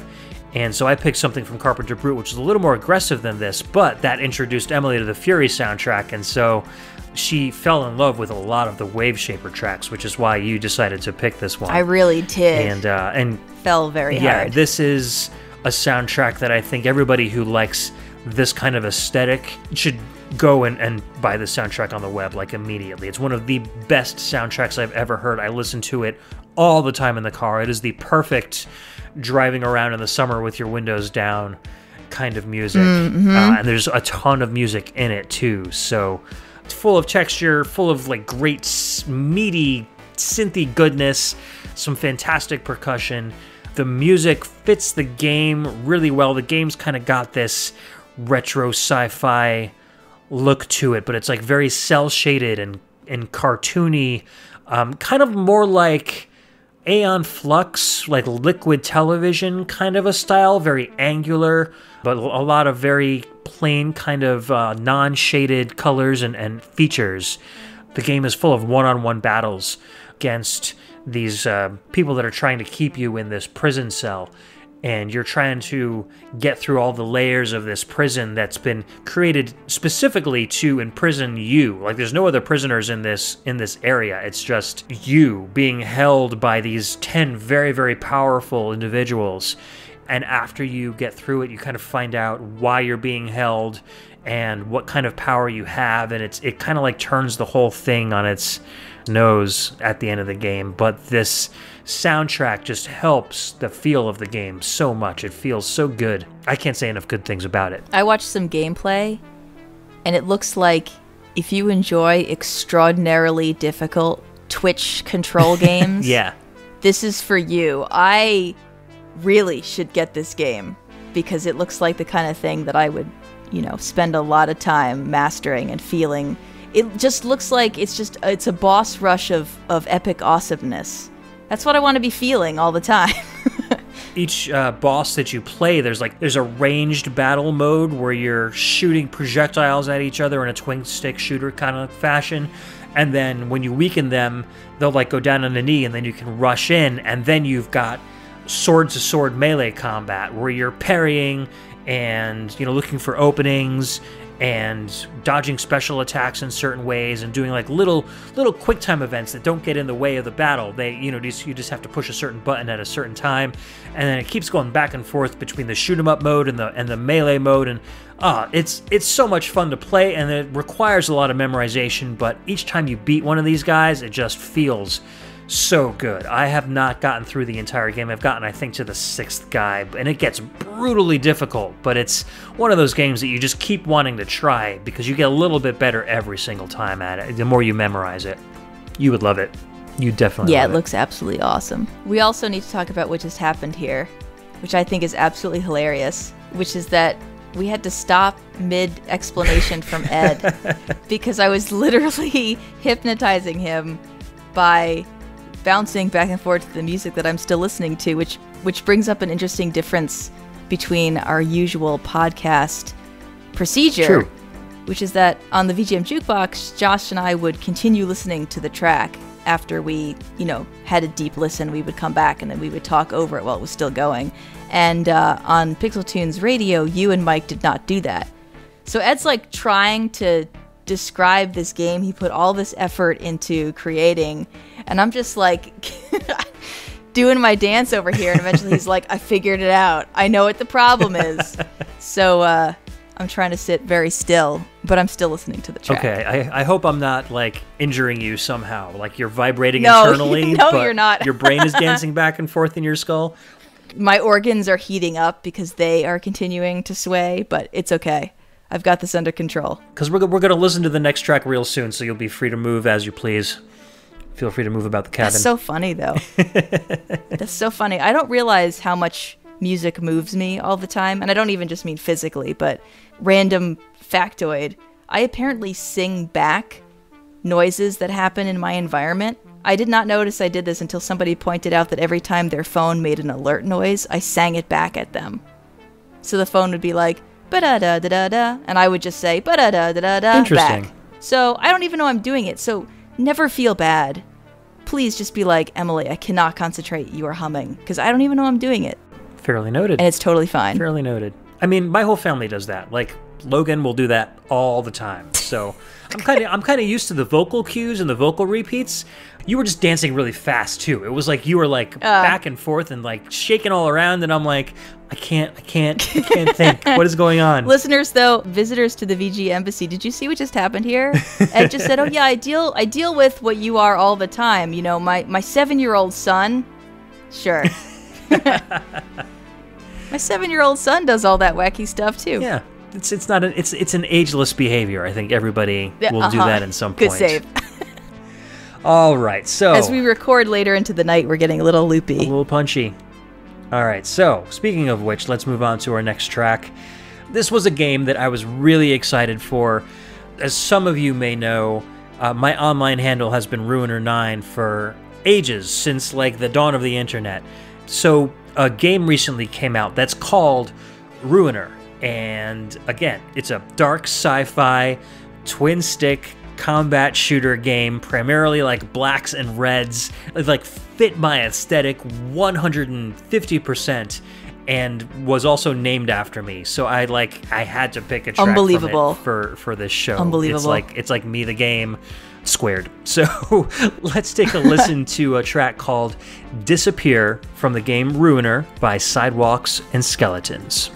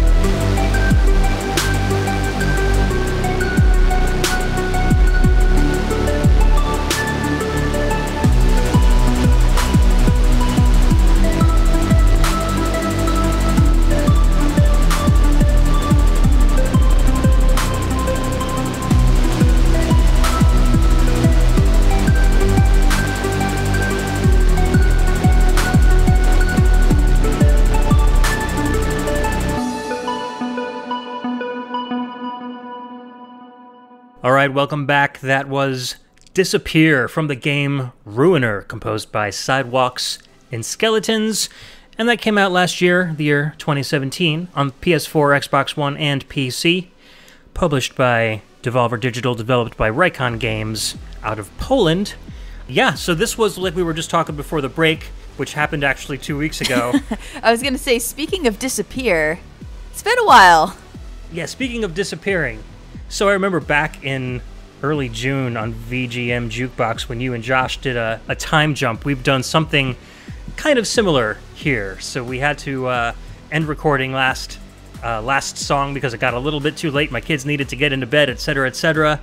And I think we tried to delay it for like a week or a little bit less than a week, and it ended up being like a whole 2 weeks just because our schedules didn't match up. So here we are 2 weeks later recording the end of the show. And trying to make it sound seamless. Well, yeah, that's never going to happen. I'm a totally different person now, so... I know, you look really different.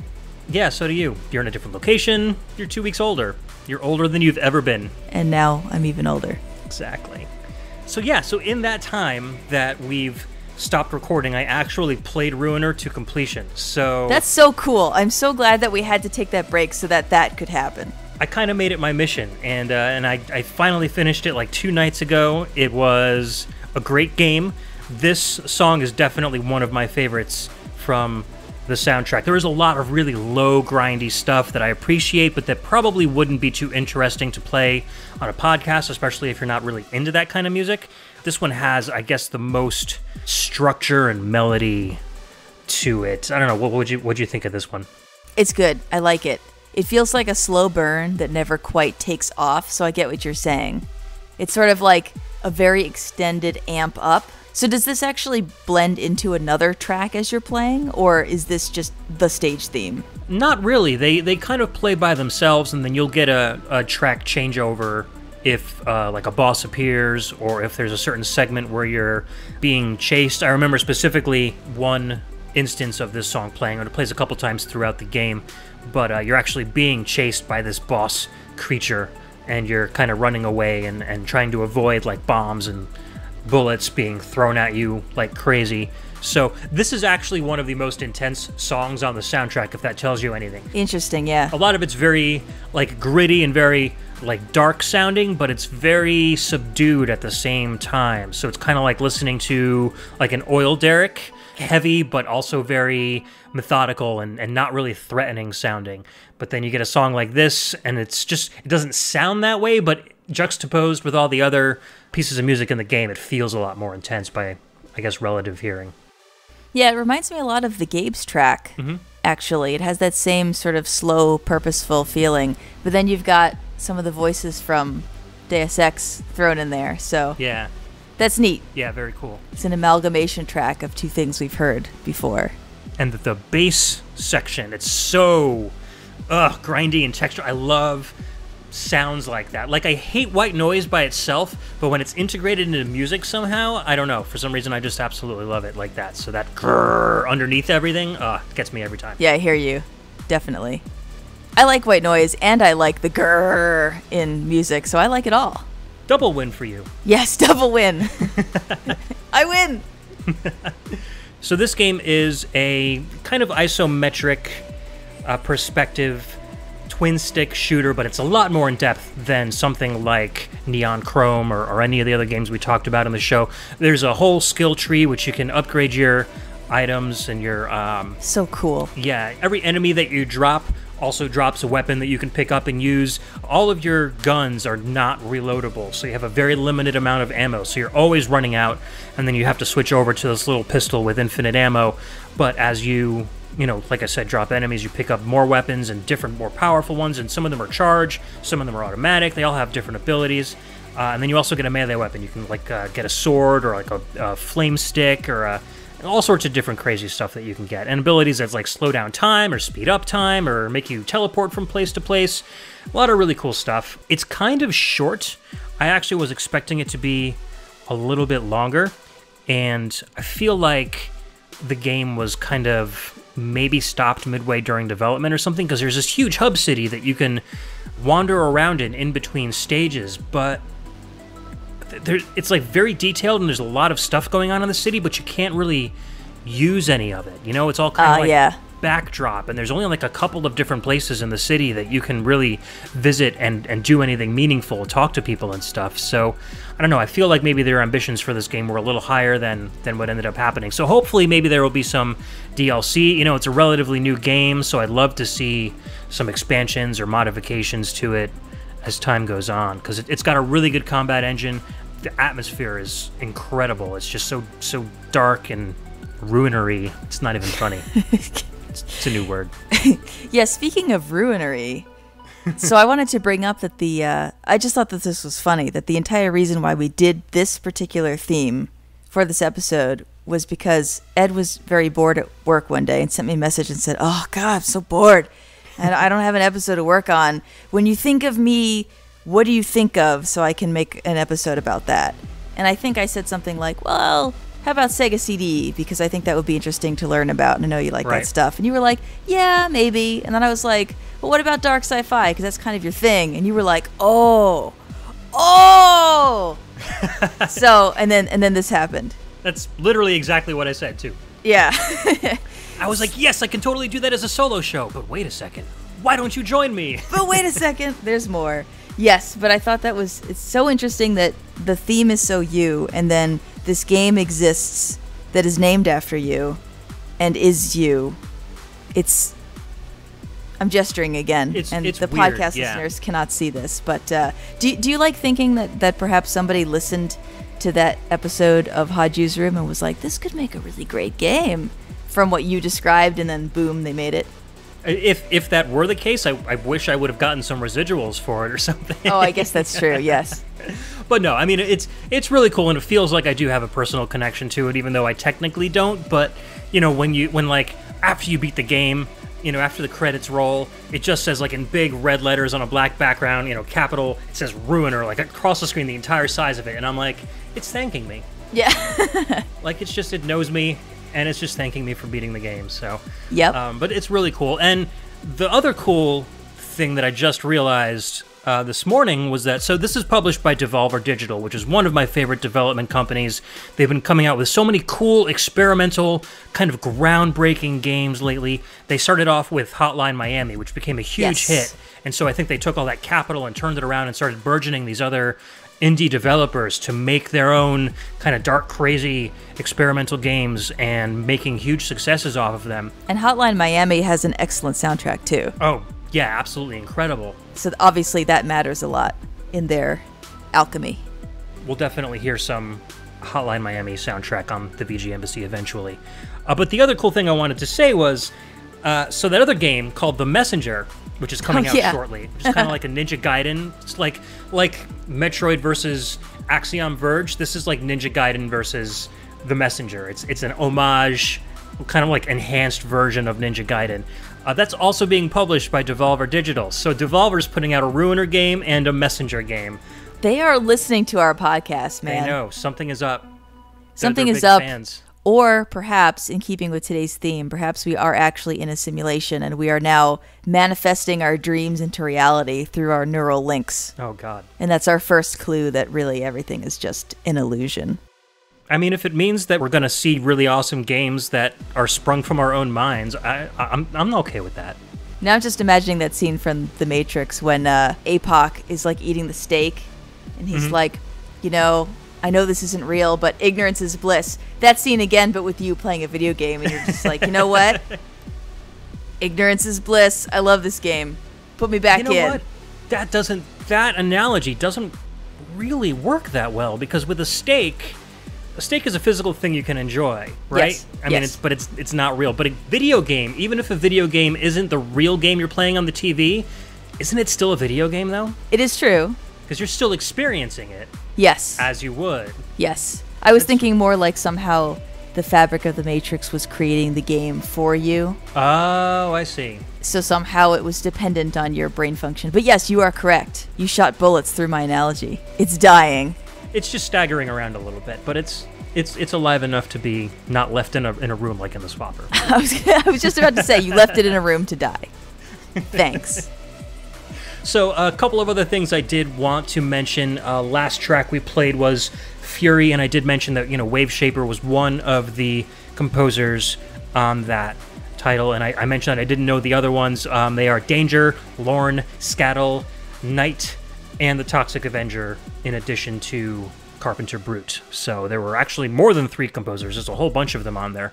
But the whole soundtrack is so cohesive that I didn't even realize there were that many composers.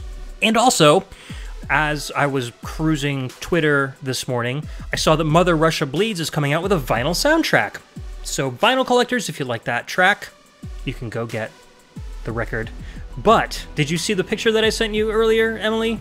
Perhaps refresh my memory. There was a track listing for the, it's coming out on 4 discs. Oh, yes! The last track on side A of record 1 is Black Racers, but it says in parentheses next to it, Alarmless. They took out the air raid sirens. Wow. That's like our favorite part of the track. It is. I don't want to buy it anymore. It is. Wow, that's so interesting. So I wonder why they made that decision, if that was based on feedback or what. I don't know. I'll have to go back and see.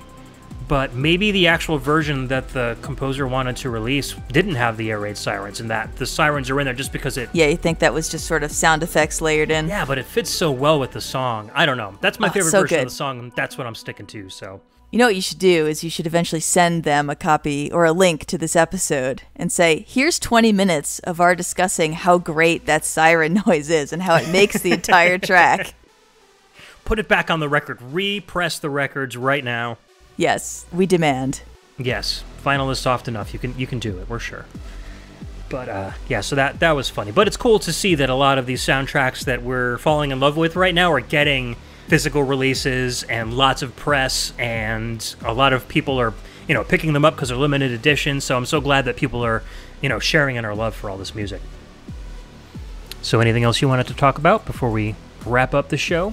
Well, I had a lot of time to think for those couple of weeks that we weren't doing the podcast. And when you're given that much time to think, when the podcast closure has not happened, you just keep coming up with all these things that you wish you'd said. So I thought I would just throw out some things I wish I'd said. Things Emily wishes that she said. Go for it. The Emily Regret Hour. Yeah, great. Yes, the Emily Regret Hour. Number 1, I completely neglected to mention that H.G. Wells is one of my favorite authors, and I would consider that stuff to be dark sci-fi. War of the Worlds, The Island of Dr. Moreau, The Time Machine, etc.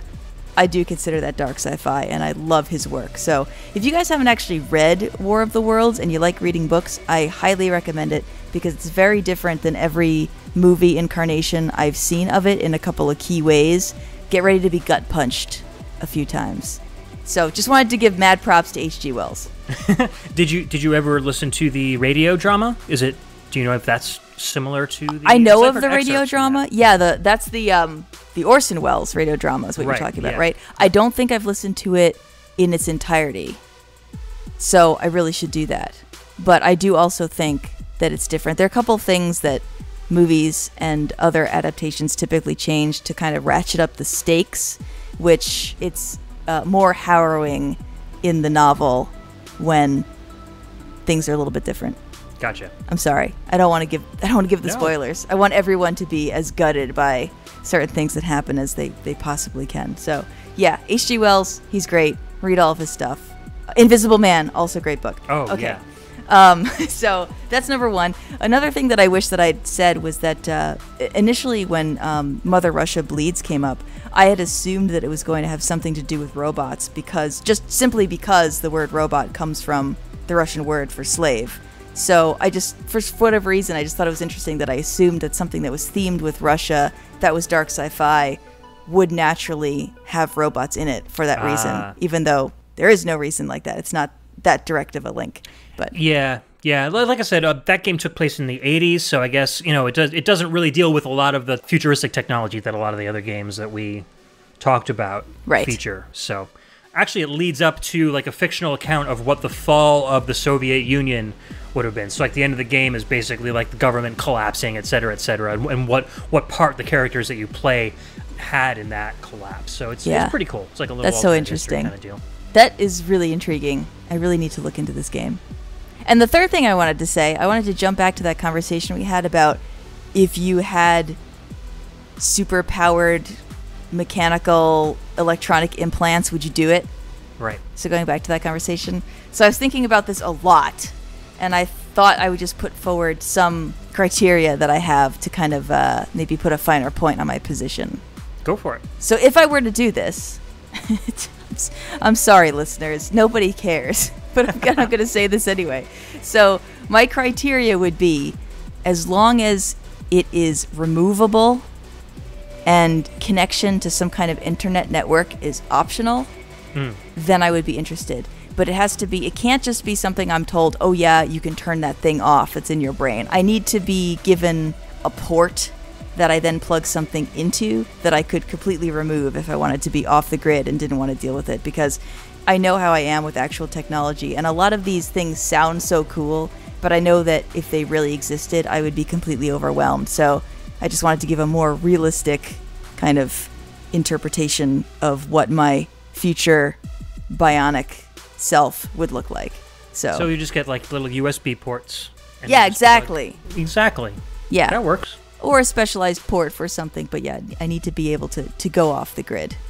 And I can understand that, because if you're getting tired of the device, if it's overwhelming you, and you turn it off, but you look in the mirror and you still don't look like yourself, you still look like a cyborg to you, you're not going to complete that feeling of being completely normal again without not seeing it there. So that's right. Completely justified in my opinion. Yes. That, and also because this is a dark sci-fi episode, inevitably when the government goes bad, I want to be able to, rip it out. Yeah, yep. Rip it out and not be a part of that mesh to be used against people or have, Anyway, those are my thoughts. That's the Emily Regret Hour. Good worthy thoughts. Thank you. But can I say one other regret? I really regret that I'm very tired today when we're trying to finish out this podcast. I'm sorry, listeners. I feel like I'm less coherent than I usually am because I'm so tired. So also that's a regret. I apologize. It's always a joy to talk to you, Emily. So thank you. Even if you're tired, it's still fun. I thought you were going to say you regret doing the show. So, I regret becoming friends with Ed. Oh no! I'm just kidding. I know you're kidding. I would never mean that. But I think I'm setting a precedent in this episode for being like the depressing one. So I just thought I'd really go for it. Well, dark sci-fi is hard to be positive about, especially when we're talking about people built into computers and people controlling buildings with their minds, and there's no happy endings in a lot of these games, which is. That's kind of a trope of dark sci-fi, I think, too, that nothing ever goes rainbows and puppies at the end. That's very interesting. And now I'm wondering, and I'm going to put this to the listeners. Hey, listeners, do you know of a dark sci-fi tale, book, movie, video game that actually in tone is optimistic? Does that make sense? So it has the aesthetic of dark sci-fi, but doesn't have the mood of dark sci-fi. That's really interesting. I wonder if that exists. Somebody tell me. The only things I can think of are maybe like anime, like Cowboy Bebop, or something where like Trigun, maybe, where things are kind of rusty and falling apart and stuff, but there's a little bit of humor. I mean, neither one of those animes are really completely super positive, but they do have more uplifting moments than a lot of the Western stuff does. So, maybe that's as close as you get. But I would definitely love to hear from listeners if they have any examples of that. That would be really cool. Yeah, it'd be neat to see the aesthetics and the emotion separated into distinct pieces. But I think you're definitely onto something there. For sure. As you would be as the expert in dark sci-fi. Well, I'd call myself an enthusiast. Definitely not an expert, but I appreciate the vote of confidence. Humble. All right, guys. Well, we are going to wrap the show up. As always, I would love to thank Indira J. for the art and Trevin Hughes, otherwise known as Dread, for the podcast theme song.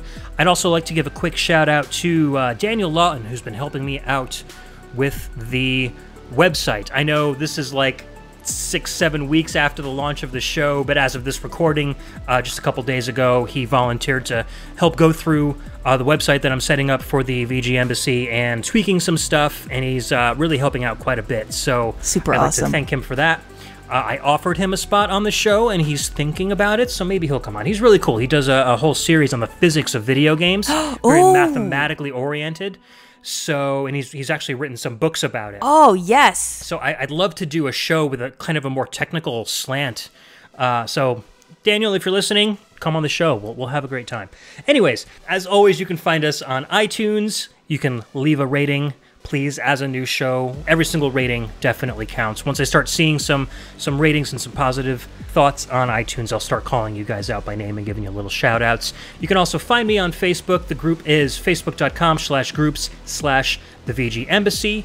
And you can find us on Twitter at the VGMbassy. And if you want to see that lovely website that Dan is helping me with, head over to thevgembassy.com. I've just been working on the staff page. The Dyad, who was on our show a couple shows ago. Last show? I think it was last show. No, sorry. The Dyad, who will be on our next show. I've already recorded. Isn't it so weird just floating free in the time stream like this? Yeah, man, because we recorded most of episode 6, and then I recorded episode 7 with the Dyad, and now I'm recording the end of episode 6. So next week, guys, look forward to an amazing show. I had so much fun recording with the Dyad, so that will be on next week. We do the Dyad Challenge, in which we research each other's tracks. So on the Dyad Presents, he goes off on little research tangents and educates the listener about stuff that might be like very vaguely related to the video games, and they're always entertaining. So we kind of trade back and forth some research. We had a lot of fun. We do a little quiz show at the end. The Dyad put together like a literal game show for me to play at the end of the show. It was so much fun. It came out so well. So anyways, look forward to that next week.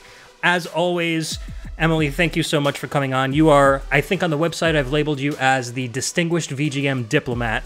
Well, thank you. I just want to take the opportunity to say to your listeners that when you do go and rate this podcast, if you were going to give Ed, like 4 or 5 stars, but you were going to give me like 2, just rate him. Don't let my stars interfere. Speaking of modest, holy cow. Well, you enhanced the show, in my opinion. Well, that's all I'm saying. There are a lot of other opinions to consider. That's true. That's true. If all of you guys hate Emily, then I will never invite her back again. How's that? Is that fair? That's fair. Okay. That's never going to happen. Never going to happen. Oh, hey, wait. Can we go back to the Dyad? Can we travel back? Sure. Did we mention the pixel portraits he did? Because that's another thing that's occurred in this this time stream jump. That's where I was going, because I mentioned the staff page and then I was reminded of him and then went off on that tangent. Yes, all the pixel portraits that you see on the staff page were created by the Dyad. If you've been following the VGM community, you've probably seen a lot of our Facebook portraits turning into these cute little pixel faces representative of us. So the Dyad has been making all of those pixel portraits for us. Robin Purnell from Rhythm and Pixels, the guys from Legacy Music Hour. Who else has been on there? Mike and Justin from XVGM Radio. St. John of Nerd Noise Radio got his done. You and Josh from VGM Jukebox. Correct. And he even did one for Logan, because he was on episode 1 with us doing the Echo stuff. So, yes. So he's the junior VG ambassador. He's already on the website. So and his came out adorable too. Looks just like him. So yes. So we're going very, very long, but I just wanted to thank Ben again one more time for making those amazing pixel portraits.